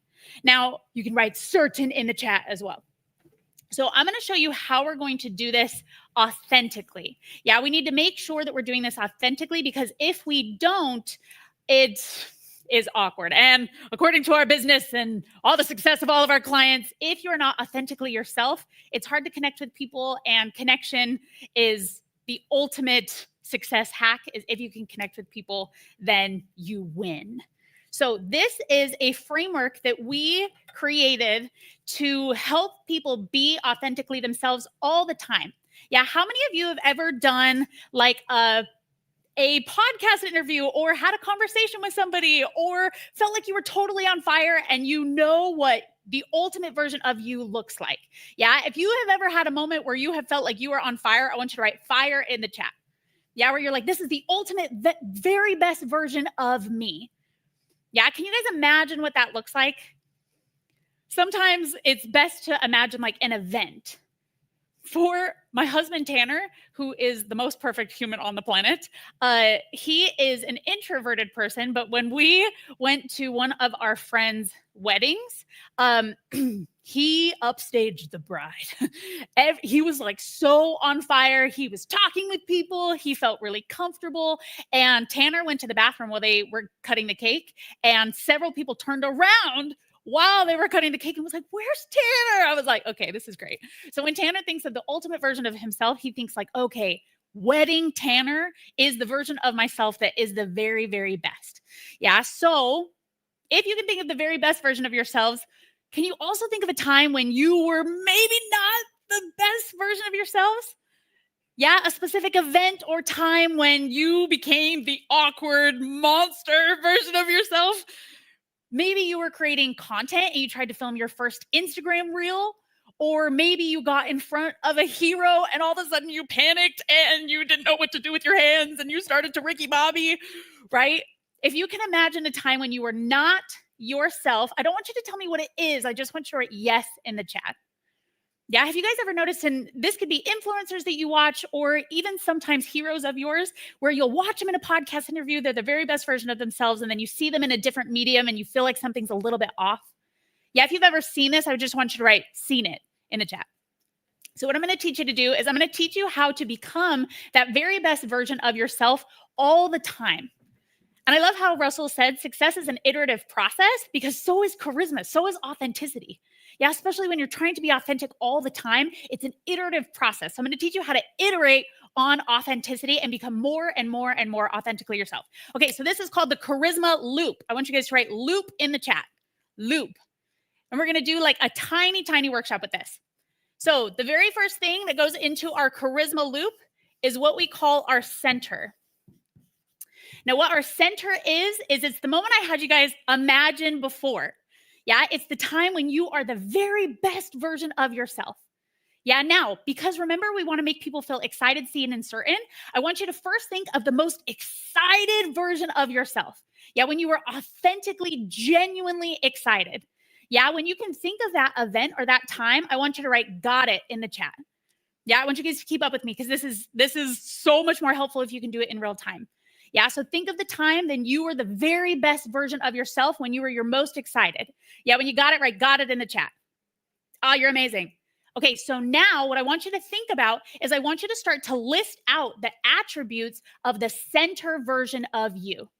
Yeah, so for me, I would write goofy, high energy,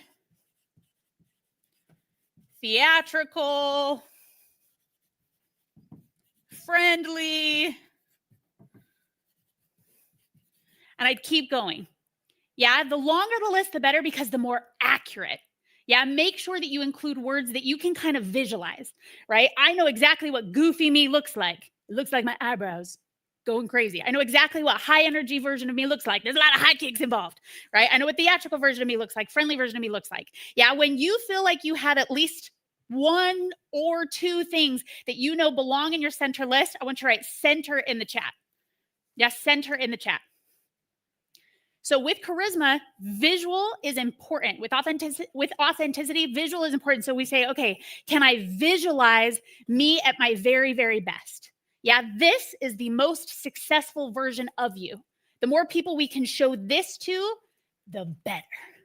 Yeah, so now, the next thing that I want you to imagine, the next part of our loop is off center. Anytime you are not yourself, anytime you are awkward or cringy or maybe aggressive or you look obnoxious or anything that's not you, you are simply off center. It's not that something terrible has happened, you're just off center.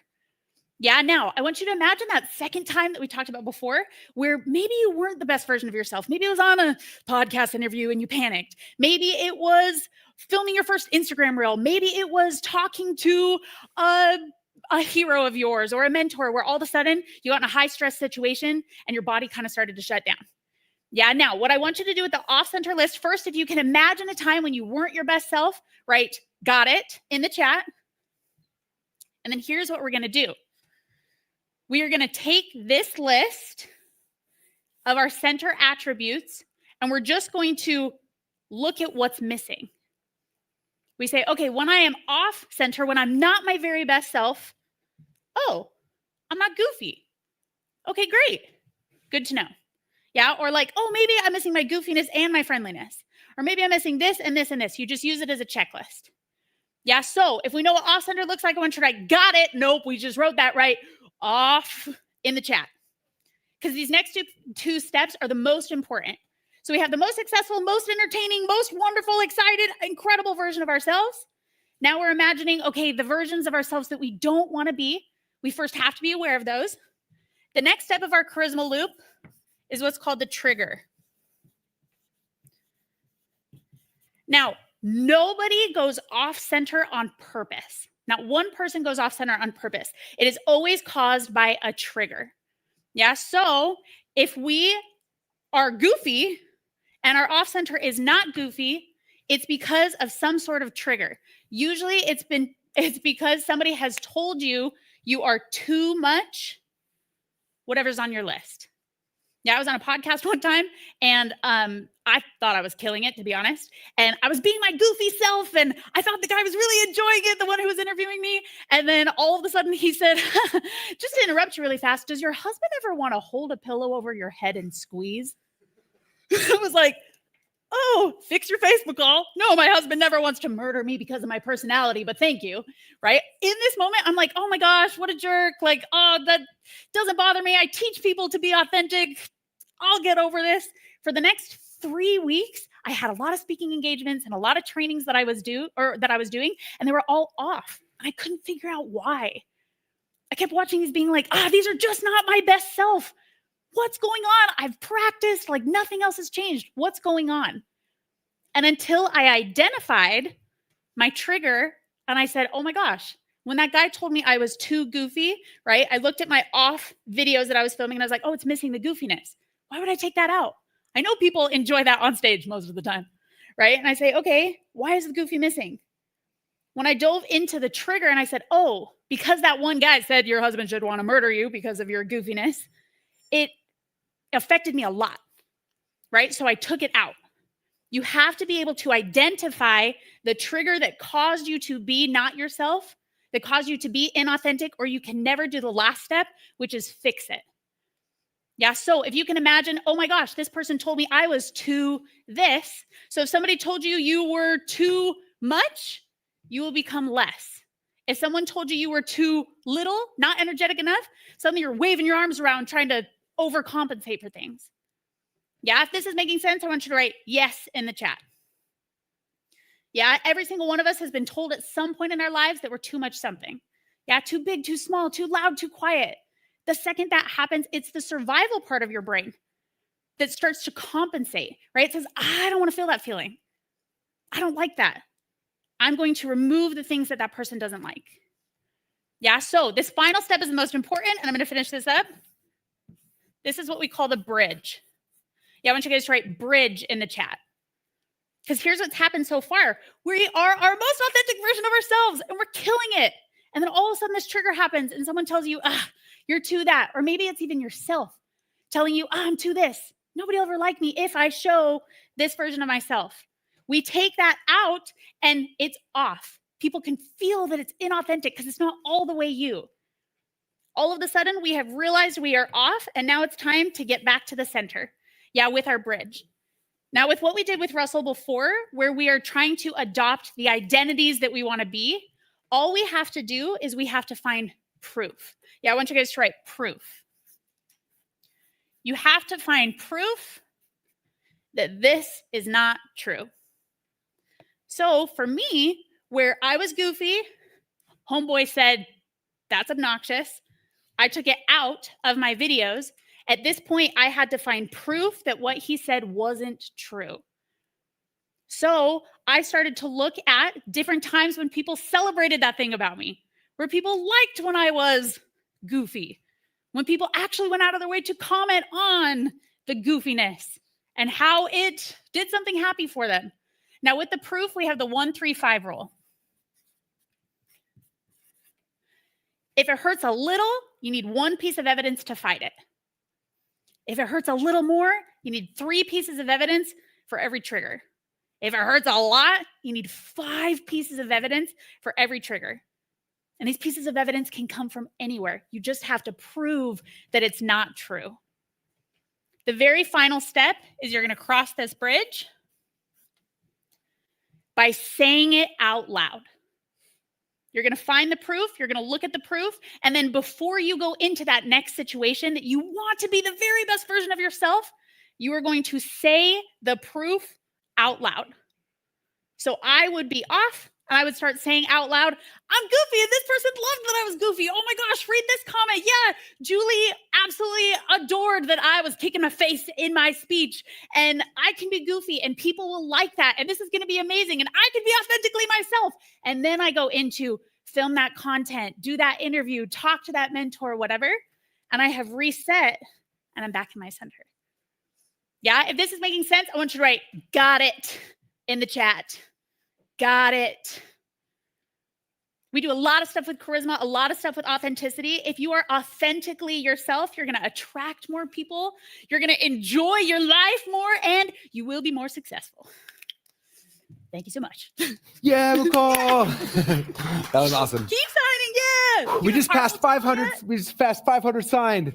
Woo. Do you have carpal tunnel yet? It's not doing too bad. I'm getting my silver marker all over my hand. So I'm like the Tin Man on Wizard of Oz. I hope I don't pass out from lead poisoning or something. Yeah, anyway, so fun. How are you guys all feeling? You guys doing good so far? Whew. So I heard during that some of you guys were trying to order copies of the Sign magazine and that it went down. Apparently my team's got up and working again. So I think this is like 50 or so left before the 1,000 signed copies are done. So if you don't have a signed copy yet, or you want a second one or whatever, you got to go to secretsofsuccess.com/signed to get in before they're gone. Whew, so I got 500 more to sign. We also still have the special VIP session happening here soon. So I'm still playing back and forth in my head what might be the best thing. Because I know we kind of told everyone 3 hours is from the 2 hours up front and the hour for the VIP session. So we may, I think what happened is okay, this is the game plan. You guys ready for this? This is decision making 101. We're making a decision. Okay. What we're going to do right now is I'm going to tell you guys one more time about just kind of what's happened to VIPs, and then we'll probably break to lunch. And then VIPs will come back in like 30 minutes or so. During that lunch, I'm going to keep pounding and trying to get the 1,000 done. And then we'll start the VIP session right afterwards. So how many of you guys are VIPs? If you're VIP right now, raise your hand, wave it around. You're all very important people. Those of you guys who upgraded VIP. Okay, so there's a couple cool things that I want to make sure you are fully aware of with the VIP package. Okay, number one is we're going to be starting probably in like 30 minutes or so doing a session. We're going to be doing an unboxing of Earl Nightingale's of his estate, which is kind of fun. Can we is anyone here? Is Jackson here? Someone can grab the ball, actually wheel this so you guys can see what we're going to be opening. Okay, they're going to grab it so you guys can see what's going to be happening. But I have a huge crate. It's been sitting here for 2 months. I have I'm not good at not opening presents or gifts. And so, but I've waited till today to do it. They just barely pulled the top off and none of the boxes are unlocked. So we're going to be doing that live. I'm going to be showing you guys a whole bunch of really cool stuff from Earl Nightingale, who is, was the voice of personal development for a decade. Just bring it right here in the middle. I don't know if you can pan down my camera, but this is where we're going to be unboxing all of these things. I had a chance to go and meet his wife a couple months ago and look at all this stuff, and it was amazing. So we worked out a deal. And so basically, we'll be opening this, kind of going through all this stuff. There's some really cool things. One story I'll kind of briefly tell. I'm going to tell it in more detail during the VIP session, but Earl Nightingale wrote a record called The Strangest Secret. Anyone heard The Strangest Secret before? He wrote this for his sales team when he went on a sailing trip. And he wrote this record, recorded the record, gave it to the sales team, and then he was gone for like 3 months on the sailing trip. And he got back from the sailing trip. Again, this is not something he had launched. There was no viral marketing effort. He gave it to his sales team. That was it. This record went on and sold over 100,000 copies. It became the very first record to ever go, I don't know, gold or platinum, whatever that's called, and in the spoken word format. Like obviously songs had done it before, but never before the spoken word record sold that much. And he actually got a record, I think from Sony, like a gold record, and that record is in here. We're going to open it live and see it, plus all his manuscripts. I don't remember everything that's in here. I'm going to be discovering with you. We're going to pull it all out. Earl's wife, Diana, is going to be coming on as well. She's going to tell some really cool stories about Earl. So I'm really excited to share that with you guys as well. So that'll be happening for all the VIPs. But also VIPs, don't forget, is the other cool thing that you all get is next 2 weeks. So November 20th, that we figured the date is November 20th, we're going to be doing the persuasion event. not persuasion, the self-persuasion event, which is going to be the first time I've ever done this before. I'm really excited. It's going to, the plan right now is a half-day event. We're trying to block out 4 hours. It might be a little longer or short. I'm not sure exactly, but it's going to be really, really special. The goal with that is all you guys to come with your dream, with your goal, the thing you want to achieve in life. And then we're going to take that. I'm going to walk you through the process on how you actually figure out what are the things that are actually holding you back from that. How do you rewrite those false beliefs? How do you do it for yourself? How do you persuade yourself to actually be successful? On the back of that, we're going to give you guys access to the Driven 67 app, which then will give you guys the ability, and we're going to start running towards the goal. So it's kind of the kickoff event for your goals, for your dream, for your life. And then over 67 days, we will run together, and we're going to help you guys accomplish those things with absolute certainty. And then when the 67 days are done, then we'll regroup, and then we'll pick a new goal, and we'll keep running and keep doing this. And this is how you're going to go from here to here to here. And over time, you'll be able to achieve the things you're trying to do in life, and hopefully find a lot of fulfillment in the process. It's going to be a lot of fun, and I'm excited for it. Can we pull up the VIP page? So link to secretsuccess.com/ I can't see the link. It's in, is it VIP now? Okay, there's the link. It's not that page. It should be, okay, they're going to pull up the page real quick so you can see, because I actually can't remember what the VIP cost. I don't think it was very much money. Yeah, that's the page. Cool. So this will kind of show you all the cool stuff. As soon as they pull a page up here, I'll kind of walk through it. But when you, and a lot of you guys upgraded, when you bought the Sign magazine, this was the upsell. So this is the upsell basically. So if you already got upsell, don't worry, you already got it. But this is everything here. So when you scroll down, you get access to the 4 hour, half day self-persuasion masterclass. You get access to the Driven 67 app. You get a copy of the first edition Success magazine, the actual October one I spent $100,000 for. You guys will get a copy of that to be able to read. Plus you can have the Earl Nightingale unboxing event, plus a whole bunch of other really cool Earl Nightingale stuff will be revealed inside the member, or released for you guys inside the members area, all for a total cost of, what do we charge again for it? Oh, $47. Okay, so 47. If you also want to ship you out like a copy of Think and Grow Rich, a couple of the unpublished Napoleon Hill books, then it's $97. So $47, you get access to everything, and then you get 30 days. And then after 30 days, you'll get access to the Secrets of Success membership site and app as well. And after 30 days, if you want, it's $97 a month to stay on that. But if not, you can cancel. Either way is cool. But for $47, you can come hang out with us as we open all the Earl Nightingale stuff and come to the 4-hour self-persuasion masterclass, which basically means it's like $10 an hour for me to help you achieve your wildest dreams. So if it's worth $10 an hour to help you achieve your wildest dreams, you probably should upgrade to VIP. It's $47. It's like the cheapest thing we've ever done. So I just wanted to do it for you guys, so you can, so you can figure out the things that are holding you back. So many of us, we have these mental blocks, and it's hard. A lot of times it's easier to coach somebody else than yourself. And maybe you're successful in some areas of life, you're struggling in others. You're like, man, my relationship's great, but my business is horrible. My business is great, but man, my marriage is horrible. Like if you're struggling in any area, the goal is to come with the goal of the thing you actually want to achieve. Yeah, and some of you guys are hyper producers, your business is crushing it, but you want to figure out how to have more connection with your spouse. Okay, cool, come. I'm going to walk you through the process. If you're like, I got that figured out, but I want to lose weight. Cool, bring that. You're an athlete and you want to win a state title, or what, like, bring whatever your wildest dream and fantasy and thing you want to accomplish in life. And we're taking you through a process I believe is the key. It's the key that's helped me be successful in the things I've tried to achieve in my life, right? I've been successful in sports. I've been successful in business. I've been successful in my relationships. I've had a lot of failures in all those areas too. So I'm not saying that I'm perfect, but through the process, I've learned a lot of really cool things that I've never really shared publicly before. I've talked about how to persuade other people for the last 2 decades, but I never talked about how to persuade yourself. And so that's what we'll be doing. It'll be a lot of fun. So if you want to upgrade, go to secretsuccess.com/VIP now. Again, $47, and you get 30 days access to the Secrets of Success membership site as well, which we haven't even told you about that. It's insane in there. So many cool things. So that's kind of game plan. So this is the game plan for everybody. We're going to wrap for today. If you don't have your magazine yet either, and you still want to sign one, we have a few left, I'm sure. I'm going to keep signing until I get all 1,000 of them signed. Then my team will start shipping them out tomorrow. The first 250 VIPs, you also, on top of that, we're going to put in Out of the Ashes, the Orson Sweat Martin story for you guys as well. They'll go inside the first 250 of you guys who upgraded. And that's kind of game plan. So VIPs, we're going to come back in 30 minutes from now. What my team's going to do, we're actually going to play, they're going to play a video that kind of walks, it's like a 5-minute video, kind of walks through the VIP upgrade. So they're going to watch that together. And then when the video's done, we'll kind of wrap this, and then VIPs will come back in 30 minutes ish. VIPs, they just log back into the Avio. Okay, so VIPs, you're already in the same spot. Don't change. You're already in the VIP room. If you're not a VIP yet, go upgrade, and then you're going to log back into Avio where you logged in before, and there'll be a different link there for you to come into the VIP session. So that's kind of game plan. But with that said, you guys, I just want to thank you all for being here. First off, like just the fact that you guys would show up to celebrate my day for me means the world to me. So thank you so much for doing that. Hope you had some fun. Hopefully you learned some stuff. Here's some cool stories. Hopefully we gave you some ideas on ways to break through fears and stuff like that. And hopefully set some goals and build some dreams and things you want to kind of accomplish and achieve. I want to thank all the speakers and everyone who came and shared their, I'm thankful for all of them for coming and sharing with you guys as well.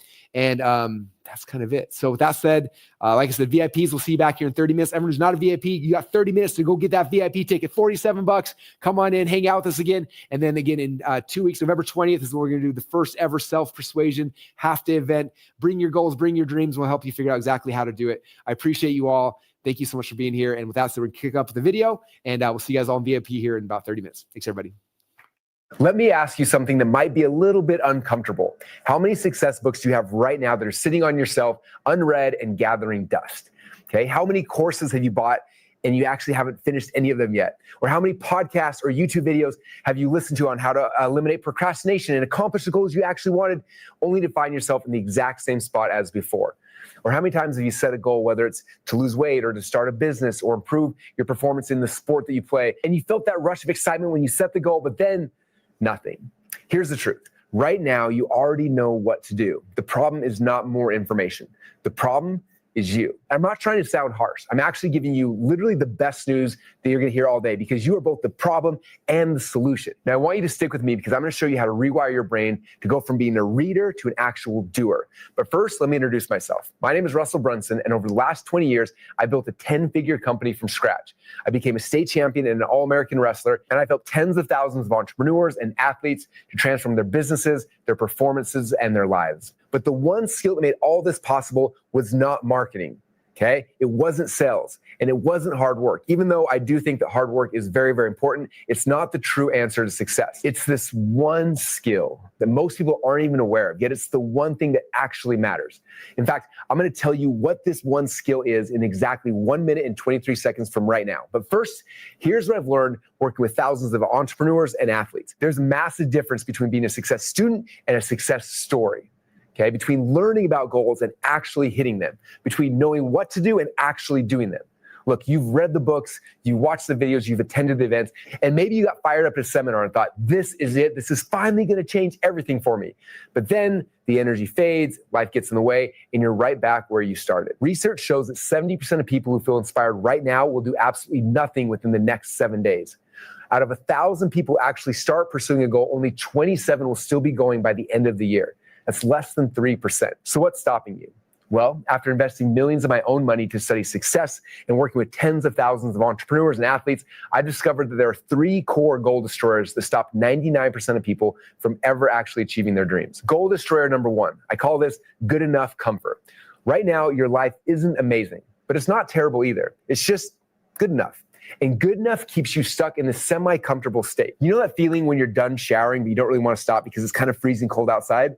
That is where you are right now. Your current life is lukewarm. To get what you really want, such as the championship, the business, the body, the income, you'd have to step through a brief period of intense discomfort. Many people won't do it. Most people never get past this first destroyer. Goal destroyer number 2 is called the grind. Let's say you do step out of the shower. Congrats, you're now in the top 30%. But here's where it gets brutal, the grind. This is where consistency kills everyone. You start strong. Day number 1, you're fired up. Day 7, you're still going. But by day 30, half the people are already gone. By day 365, only 2.7% are left. The grind does not care about your excuses. It doesn't care about your motivation. It just asks one question. Are you still here? Most people quit when it gets too hard. And then it leads us to goal destroyer number 3, you. And that's where it gets interesting. Even if you make it past the first 2 goal destroyers, even if you're grinding and taking action, there's still one thing standing in your way, and it's you. Your false beliefs about what's actually possible for you. How many times have you heard your inner voice saying, who am I to do this? Or your doubt that whispers, this works for other people, but not for me. And this is the secret. You are both the problem and the opportunity. Once you realize that there's no external forces holding you back, that it's 100% on you, it gives you absolute freedom. Because if you are the problem, then you are also the opportunity. Now, here's the $1 billion secret that I promised earlier. I built a 10-figure company using this one skill. It's the skill of persuasion. I literally can sell anything to anyone. But the most important person I sell every single day of my life is myself.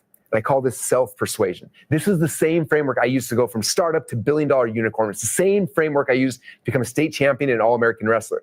The same framework I use for everything, from business to athletics to my relationships to my entire life. It doesn't matter what goal I have in mind. I simply plug the self-persuasion framework into that specific goal, and I'm able to achieve it with confidence every single time. Most people spend their entire lives learning how to persuade others, but they never learn how to actually persuade themselves. And that's why they stay stuck as success students instead of becoming success stories. So if you're lukewarm, stuck in the grind, where you're realizing that you are actually the problem, then you're going to love the offer I just created for you. I'm hosting a half-day self-persuasion immersion masterclass where I'm going to install this framework directly into your brain. This is normally something I only teach my inner circle members who pay $50,000 per year, but I wanted to invite you to attend as my special guest without paying even a fraction of the cost. This is the full half-day kickoff event where you can get momentum you need to drive you to the finish line, where we're going to help you to establish your vision, your dream, your purpose, so you know exactly what to do, and then we're going to launch you at top speed so you can actually accomplish your goal with absolute certainty. During the half-day challenge, I'm going to show you step-by-step how to first rewire your brain to help eliminate the false beliefs that are keeping you stuck.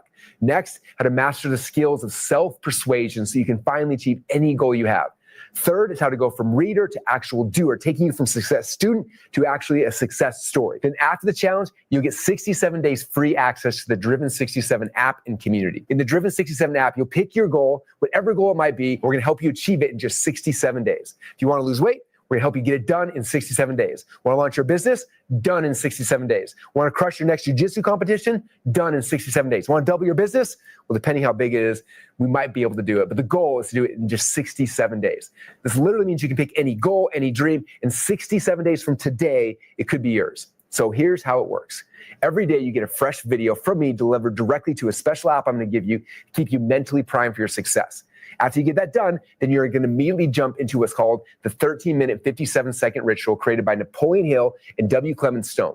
And this process literally will dismantle every one of your false beliefs and rewires your subconscious in less time than it takes to make breakfast. Next, you're going to jump into the app and click on the button that says Focus Blocks. Now, these are live Zoom sessions with other entrepreneurs and athletes who are doing deep work every hour, on the hour, 24 hours a day. It's kind of like a group fitness class applied to your productivity. It's created by one of my friends named Manny. He created this after he's read over 2,000 books on personal development and productivity and realized he wasn't getting anything actually done. He created this new process for himself and his students, and it changed everything. And so recently we had a chance to actually apply that and plug it into the app. And you have access to that 24 hours a day. And you get 24/7 access to your own AI invisible counsel, where Napoleon Hill, Earl Nightingale, Elsie Lincoln Benedict, and other legendary success masters will coach you through any obstacle right in your pocket whenever you need it. This is hands down the single greatest goal-driven app ever created to transform you from a reader of information into a doer that crushes their goals one after another. Now, the retail price for all of this is $997. In fact, the half-day self-persuasion challenge alone is worth $497. I'm not going to charge you that. In fact, because I want you guys to be successful with whatever goal you picked, right? Some of you guys are here because you've got a weight loss goal. Some of you guys, you've got a business goal. Some of you guys have a relationship goal. Whatever goal you want, I want you to be successful. I want you to hit it with absolute confidence. What I'm going to do is two things. Number one, you've got to come to the Self-persuasion masterclass. Again, this is a half-day masterclass, and this gives me the ability to spend time with you to figure out what is that dream, what is that idea, and we're going to pull it down, and we're going to break it into a step-by-step process you can achieve over the next 67 days. After you've gone through that half-day masterclass, which is going to blow your mind, this will be the best money you've ever spent, then I'm going to be giving you guys access to this app. And the app's called the Driven 67. It's about people like you and me who aren't just people who are dabbling, but people who are driven, who are trying to change the world or trying to change your own world, right? So if you are driven, this app was developed specifically for you. So what's going to happen is after the challenge is done, you're going to open up that app and you're going to know exactly what to do step-by-step every single day for the next 67 days. You'll wake up and you're going to follow the process. Do step number one, step number two, step number three. You go through the steps for the day. And by doing that, every single day you'll march faster and faster and faster towards your goal, okay? The goal of both the half-day masterclass and the app is to get you into momentum and to keep you there, okay? The biggest problem people have trying to be successful is they start a goal and they stop. They start and they stop. They're dabbling, they're learning, right? Our job is to get you on fire. It doesn't matter what your goal is. Like, bring any goal, any course, any product you bought, whatever you're trying to implement into your life, show up to the half-day self-persuasion masterclass, go through it with me, plug in the app, and over the next 67 days, you will hit your goals with absolute certainty. It's going to be the most amazing, exciting thing in the world. Just imagine what will be different in 67 days from right now when you jump into the app and jump into the challenge. So another question question comes, well, what is it going to cost for me to achieve the goal and the dream that I have right now? Okay. Now, a lot of goals and dreams cost a lot of time and energy and money, but for you to plug into the system, right, we're going to help you to achieve that goal with absolute certainty. The cost is not a lot. In fact, because we're going to be working with you over the next 67 days, you're going to have a chance to get into the Self-Persuasion Masterclass for just a one-time payment of $67. Okay. After you get that, you're going to have a full 67 days with the app to go through step by step. Okay. Now, this app is part of our Secrets of Success membership site. Normally, people pay $97 a month for it. But what I'm going to do is I'm going to give you guys 67 days access to that app. That means your first goal is free on me. Okay. You have a chance to go through the process for 67 days. You hit your goals with absolute certainty. And then when that's done, my job is to convince you to set the next goal and the next goal. Keep striving, keep moving towards your dreams and your vision. Okay. And so for 67 days, you'll have free access to the app and to Secrets of Success membership site. And then after that, if you want to, then it's just $97 a month. But if you don't want that, you can cancel anytime during the first 67 days and you'll never be billed again. So it's a pretty simple offer. $67 gets you in the half-day event. You come hang out with me for 4 days. We install this into your brain. You start hitting your goals with absolute certainty. And for the next 67 days after that, we walk you through step by step by step to achieve that goal. And then when that goal is done, then we pick the next goal and we keep on sprinting together. Okay. You're going to be part of a really cool community of people who are driven, who are trying to change their lives just like you are. And you're going to plug into a really cool community of people that will become your best friends in the long term. Now, keep in mind that this offer is only available at this low price right here, right now on this page. So right now you got two different options. Number one is keep being a success student, keep consuming, keep hoping that this time is going to be different. Or number two is master the billion-dollar skill of self-persuasion and then plug it in to our process and help you to achieve any goal you want in the next 67 days. So if you are ready to become the next success story, all you got to do is join the Self-Persuasion Masterclass right now for just a one-time payment of $67. And then you're going to get 67 days access to the Driven 67 app so we can get your goals and help you to hit them with absolute certainty. So click the link down below and I'll see you on the inside.